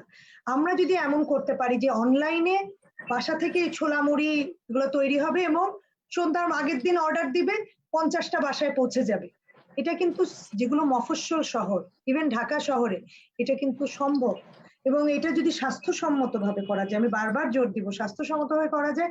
আমাদের ইতোমধ্যে যতটুকু লজিস্টিক আছে, আমাদের দেশে চালডাল.com আছে, আজকের ডিল আছে, যারা এদেশি উদ্যোক্তা সবাই, তাদেরকে আমরা কেন ব্যবহার করছি না এই সময়? আমার কাছে এটা প্রশ্ন লাগে যে আমরা এই মুহূর্তে অনলাইনে অনেক কিছু করে ফেলতে পারি, এবং তাতে আমাদের অনেকগুলো তরুণ এবং অনেক মানুষের কর্মসংস্থান হবে, স্বাস্থ্য ঝুঁকি কম হবে, এবং ফ্রন্ট লাইনের জন্য আমি বারবার বলবো সাপ্লাই চেইন ঠিক রাখাকেও আমি ফ্রন্ট লাইনে নিয়ে আসতে চাই।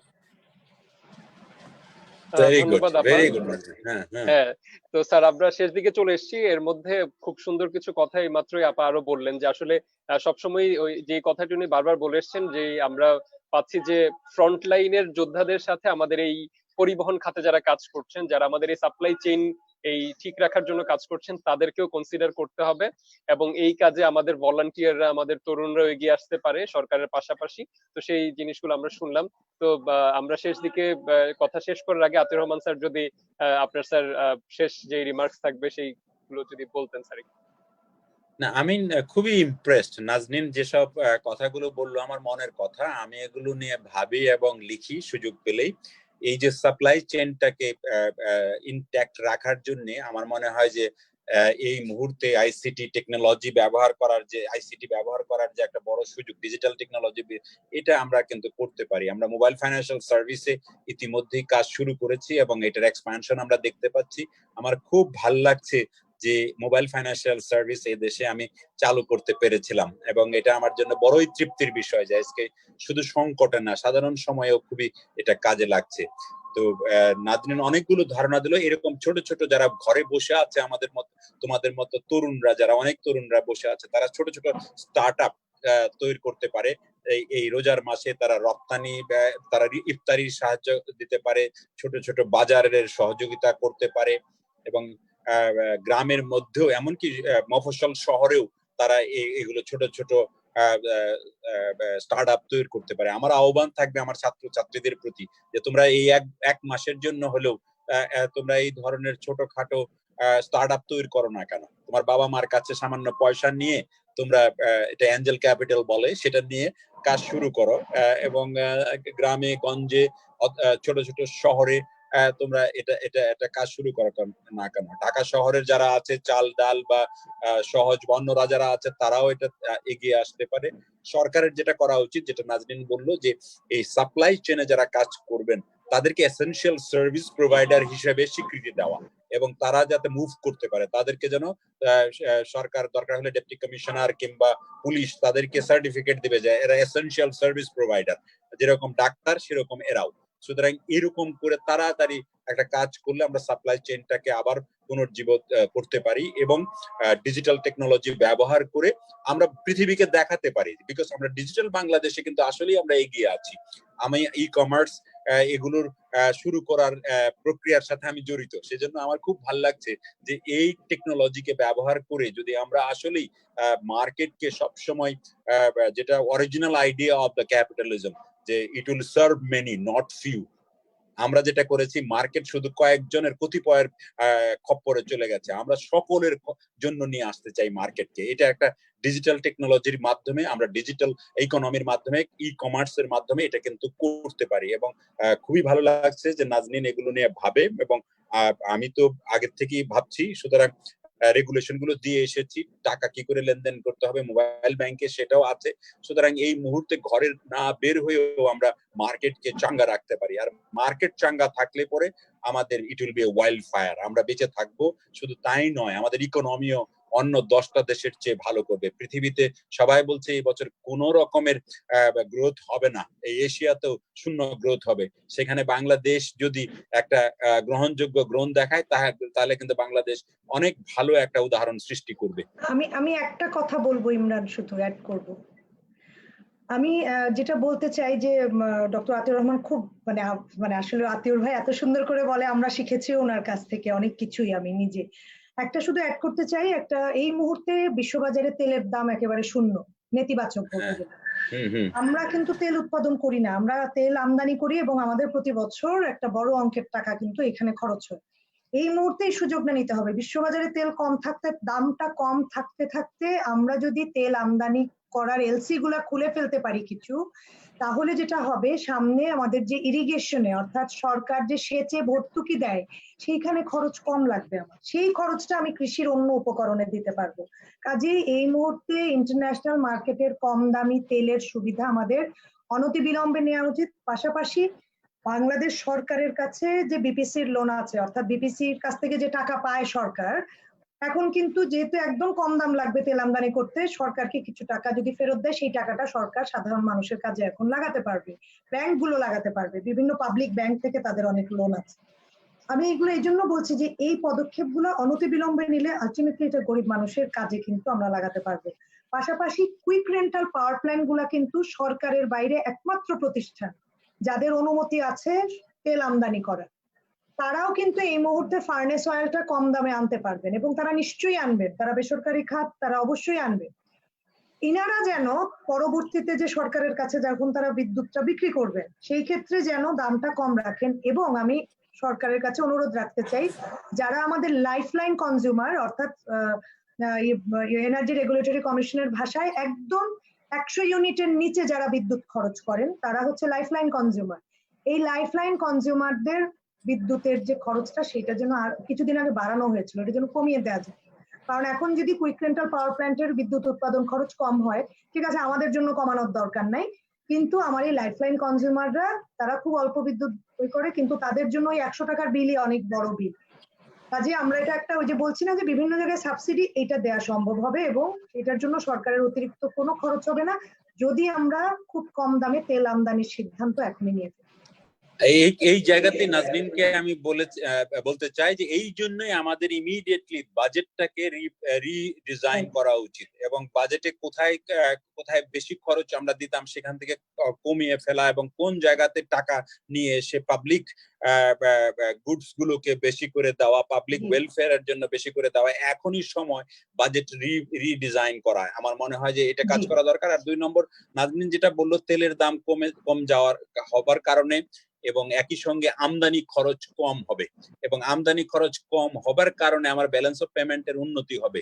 এই জন্য আমাদের আসলে ইনফ্লেশন নিয়ে এই মুহূর্তে অত না ভেবে সরকারকে আরো একটু সহযোগিতা করবার কথা সেন্ট্রাল ব্যাংক ভাবতে পারে। বাংলাদেশ আমাদের পাবলিক ফাইন্যান্সে পাবলিক বরোইং আরেকটু বাড়িয়ে দেবার সুযোগ কিন্তু আছে, ব্যাংক থেকে না, বাংলাদেশ ব্যাংকের নিজের ব্যালেন্স শিট হিট করে তারা এই কাজটি করবে। যে ৩,০০০ কোটি টাকার কথা যেটা নিয়ে আলাপ করলাম, এটা কিন্তু বাংলাদেশ ব্যাংক তার নিজস্ব ব্যালেন্স শিট থেকে দিয়েছে, এবং এই ব্যালেন্স শিট এখন এক্সপ্যান্ড করবার সুযোগ আছে। বাংলাদেশ ব্যাংকের ব্যালেন্স শিট আরো একটু বাড়লে কোনো ক্ষতি নাই, আমাদের ইনফ্লেশনারি যে প্রেসার সেটা হবে না, এবং এইটা বাংলাদেশ ব্যাংক করতে পারে শুধুমাত্র এই ধরনের অনানুষ্ঠানিক খাত এবং সাধারণ মানুষের জন্য বেশি বেশি করে করবার জন্য এরকম একটা ব্যালেন্স শিট এক্সপানশনের উদ্যোগ বাংলাদেশ ব্যাংক নিশ্চয়ই দিতে পারে। সরকারের হাতকেও শক্তিশালী করতে পারে, সরকারও বাজেট থেকে খালি বাংলাদেশ ব্যাংকের উপরে নির্ভর না করে নিজস্ব ফিসকাল পলিসির মাধ্যমে তারা গরিবের জন্য কাজ করবেন, তাদেরকে খাওয়া পড়ার দায়িত্ব নেবেন, এটাই আমি প্রত্যাশা করছি। স্যার অনেক ধন্যবাদ। আমরা কিছু কমেন্ট দেখছি শেষ মুহূর্তে আমরা যাওয়ার আগে, যারা যারা আমাদের দেখছিলেন আমাদের প্রোগ্রাম তারা অনেকেই কমেন্ট করেছেন।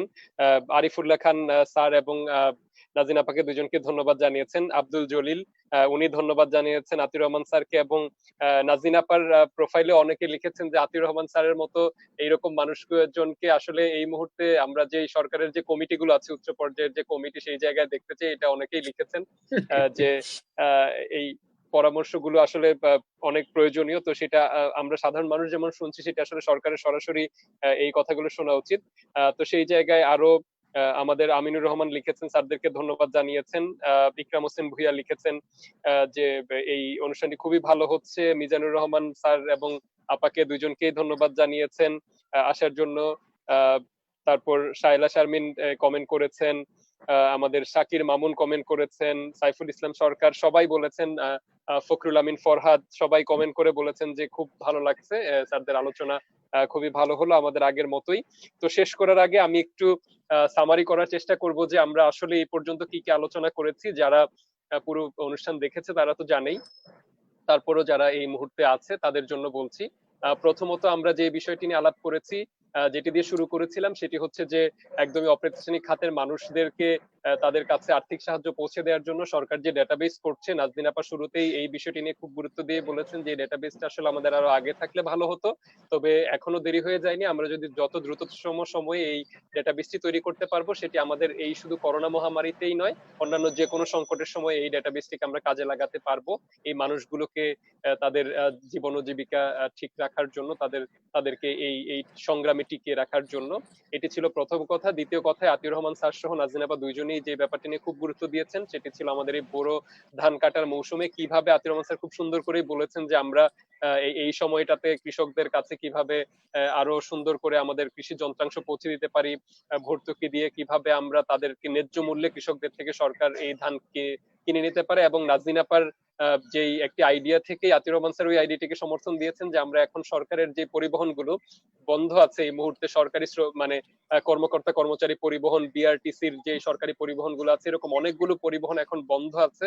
তো সেই পরিবহনগুলোকে কাজে লাগিয়ে আমরা বিভিন্ন জায়গা থেকে, আমাদের স্যার বলছিলেন যেমন কুষ্টিয়া, পাবনা কিংবা উত্তরবঙ্গের অনেক জায়গা থেকে আমাদের যেই এই ধান কাটার সময় শ্রমিকরা যারা এইদিকে চলে আসে, সিলেট বা মানে কুমিল্লা, নোয়াখালী সহ এই দিকের একটা বড় অঞ্চলে যারা ধান কাটার সময় আসেন, তাদেরকে এই সময়টাতে এই ট্রান্সপোর্টের জন্য সরকার এগিয়ে আসতে পারে, কোনো সুপরিকল্পিত কিছু পদক্ষেপ নেওয়া যায়। তো এই জন্য বোরো ধান কাটার মৌসুমটিকে স্যাররা খুব গুরুত্বের সাথে দেখছেন। এই সময়টি আমাদের খাদ্য নিরাপত্তার জন্য এই মৌসুমে ধান সংগ্রহ করা এবং সরকারের ন্যায্য মূল্যে এটি কৃষকদের থেকে কেনা খুব গুরুত্বপূর্ণ। নাজনীন আপা যেই কথাটি ৩ নাম্বার আমরা যে পয়েন্টে আমরা বলছি যে সেটি যে আমাদের যোগান এবং চাহিদার ধারাটি অব্যাহত রাখা, আমাদের এই ঈদে হোক বা আমরা এই পুরো সময়টাতেই যেন আমাদের দেশি পণ্য কেনাকাটা করি, তাতে আমাদের অর্থনীতি চলমান থাকবে সুন্দরভাবে, এই চাহিদা এবং যোগান এই সাপ্লাই চেইনটি ঠিক থাকবে। এবং তিনি একটি দাবি তুলেছেন যেটি আতিউর রহমান স্যার খুব সুন্দরভাবে সমর্থন করেছেন যে এই সাপ্লাই চেইনটি ঠিক রাখার জন্য যারা কাজ করবেন, এই পরিবহন শ্রমিক থেকে শুরু করে তাদের সবাইকে আমাদের ফ্রন্টলাইন যোদ্ধা হিসেবে স্বীকৃতি দিতে হবে। সেটি সরকারের যারা প্রশাসন আছেন, পুলিশ এবং প্রশাসন, তারা এটিকে স্বীকৃতি দিয়ে তাদেরকে সব ধরনের সহযোগিতার হাত বাড়াতে পারেন। এটি একটি ভালো ধারণা ছিল। চতুর্থত যে ধারণাটি এসছে, আতিউর রহমান স্যার খুব সুন্দরভাবে ব্যাখ্যা করেছেন যে আমাদের 3,000 কোটি টাকার যেই রিফাইন্যান্স স্কিম বাংলাদেশ ব্যাংক ঘোষণা করেছে ক্ষুদ্র ঋণ প্রতিষ্ঠানগুলোর মাধ্যমে সারা দেশের একদমই প্রান্তিক মানুষের কাছে পৌঁছানোর জন্য, সেটি 9% ইন্টারেস্ট রেটে বর্তমানে ঘোষণা করা হয়েছে।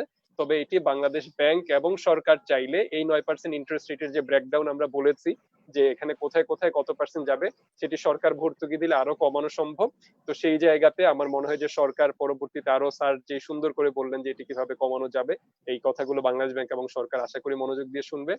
তো এই সবকিছু মিলে আমাদের এই কতগুলো খুব গুরুত্বপূর্ণ ধারণা আমরা পেলাম। তো সর্বশেষ আমরা চলে যাব নাজনীন আপা এবং পরে আতিউর রহমান স্যারের কাছ থেকে যে আপনারা ওভারঅল আমরা তরুণদেরকেও আপনারা দুজন আহ্বান জানিয়েছেন যে তারা নিজেদের ঘরে বসেই এখন উদ্যোক্তা হতে পারেন, অনলাইন কার্যক্রমগুলোকে এই সময়ে তারা আরো জোরদার করতে পারেন এবং অনলাইনে কেনা বেচাও যেন আরো বাড়ে, সরকার যেন এই জায়গায় গুরুত্ব দেয় এবং ব্যক্তি খাতেও যেন অনলাইনে মানুষ কেনাকাটা করে এবং এই ট্রান্সপোর্ট গুলো আমাদের পাঠাও চাল ডালের মতো এরকম আরো অন্য অনেক ছোট ছোট উদ্যোগ যেগুলো ঢাকার বাইরে ছোট ছোট শহরেও তৈরি হতে পারে, এই জায়গায় আপনারা আহ্বান জানিয়েছেন। তো সর্বশেষ সাধারণ মানুষ এবং তরুণদের প্রতি আপনাদের যে মেসেজটি আছে সেটি দিয়ে নাজনীন আপা আপনার বক্তব্য শেষ করবেন।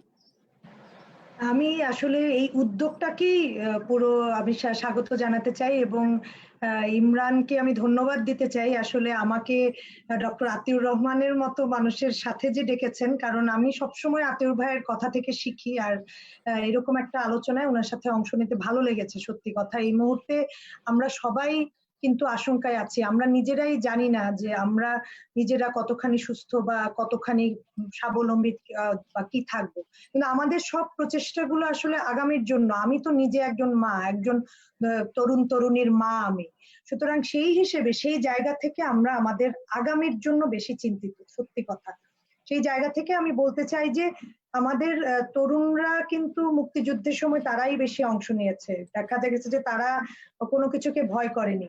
কিন্তু এই মুহূর্তের যুদ্ধটা অন্যরকম, এই মুহূর্তের যুদ্ধটা করতে হবে স্বাস্থ্য ঝুঁকিকে যাতে আমরা না বাড়াই। মানে আমি কেয়ার করলাম না, ঠিক আছে আমি আক্রান্ত হব না, কিন্তু আমার মাধ্যমে যেন আরেকজন না হয়, সেই জায়গাটা রেখে আমি তরুণদেরকে আহ্বান জানাবো যে অনেক কিছু করার আছে।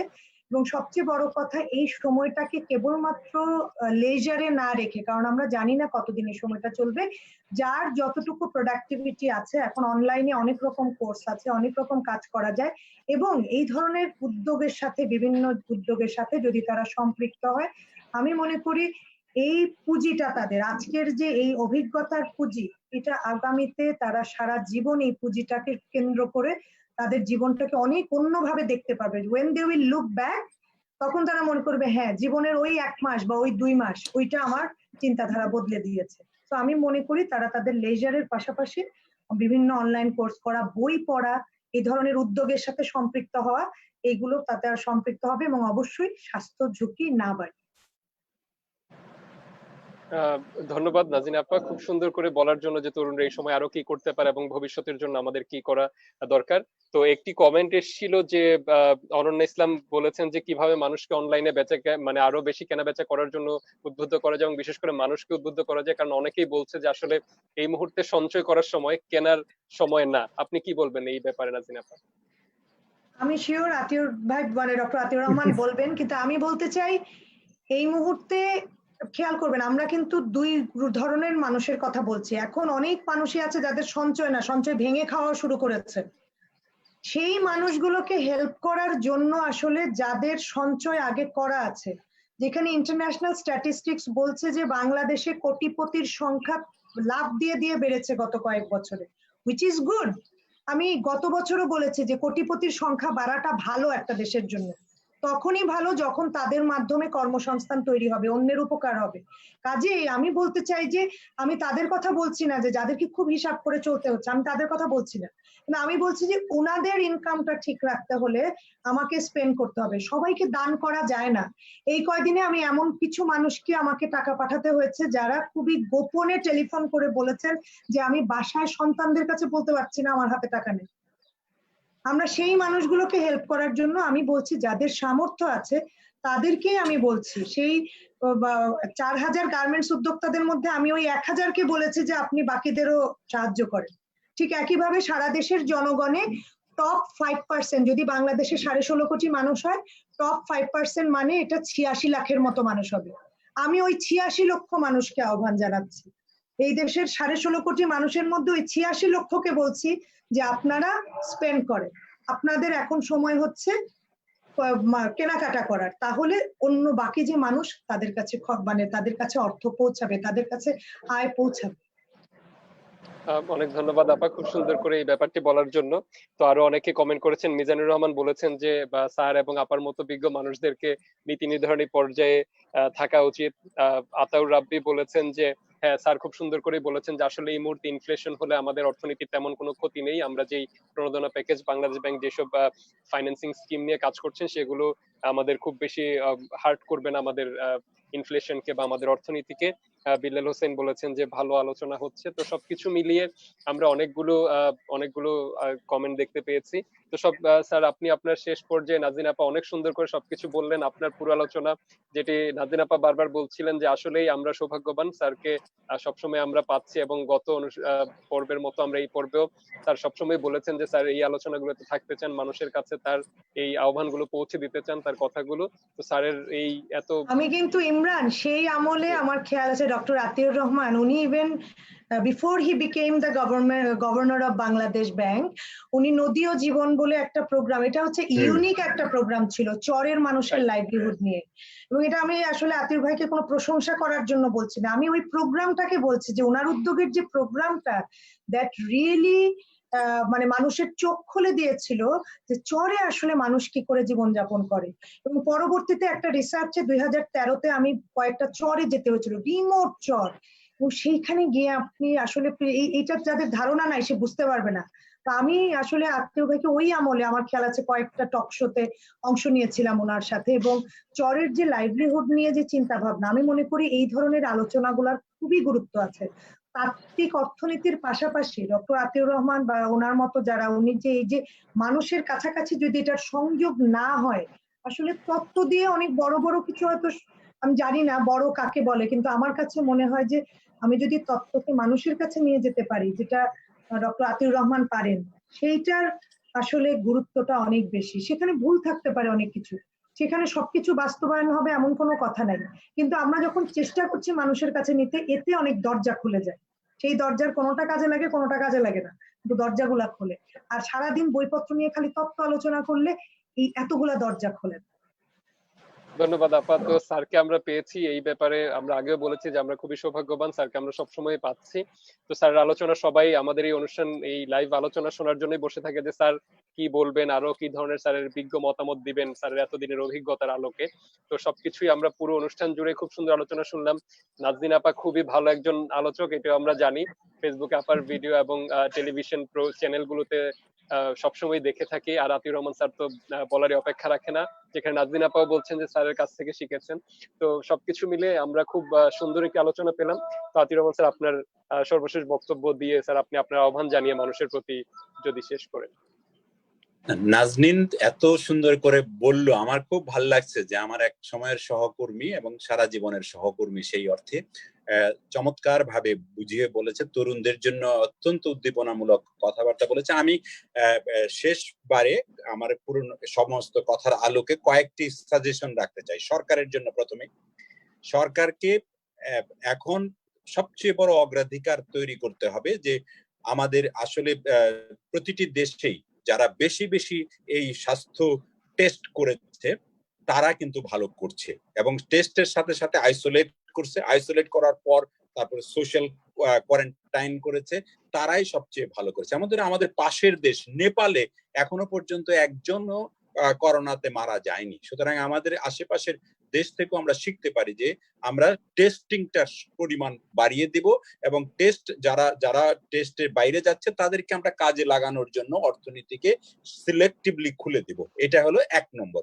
2 নম্বর হলো যে সরকারের যেমন হটলাইন আছে 333, এরকম প্রত্যেকটা ডেপুটি কমিশনার তারা একটা হটলাইন চালু করবেন যে তাদের এলাকাতে কারা না খেয়ে আছে তারা যেরকম নাজনীন বললো যে অনেকেই আছে তারা প্রকাশ্যে এসে লাইনে দাঁড়াতে চায় না, কিন্তু তারা সেই হটলাইনে SMS করে বলবে যে আমি 2 দিন যাবত না খেয়ে আছি, হয়তো একটা মধ্যবিত্ত কিংবা হঠাৎ করে কর্মচ্যুত, তো তাদেরকে যেন রাত্রিবেলা চুপি চুপি গিয়ে তার বাড়িতে খাবারটা পৌঁছে দেয় আমাদের ডেপুটি কমিশনাররা। আমি আমাদের ইউএনও ডেপুটি কমিশনার, আমার ছাত্রছাত্রী সবাই তারা এই বয়সী, তাদের কাছে আহ্বান, তোমরা চমৎকার কাজ করছো, তোমরা এমন সব কাজ করছো যেটার জন্য আমরা শিক্ষক হিসেবে গর্বিত। সুতরাং তোমরা আরো ইনোভেটিভ হও, আরো এইরকম ভাবে তোমাদের যারা সাথে কাজ করে তাদেরকে সঙ্গে নিয়ে এই ধরনের মানুষ বাঁচানোর এই সংগ্রামে তোমরা দাঁড়িয়ে যাও। তৃতীয়ত হলো যে সরকারকে আমি অনুরোধ করব যে এই সময়ে আপনারা ইনফ্লেশন নিয়ে অত না ভেবে কি করে মানুষের কল্যাণ করা যায়, বাজেটকে সেইভাবে সুসংহত করেন, বাজেটকে পরিবর্তন করেন, বাংলাদেশ ব্যাংককে সঙ্গে নেন এবং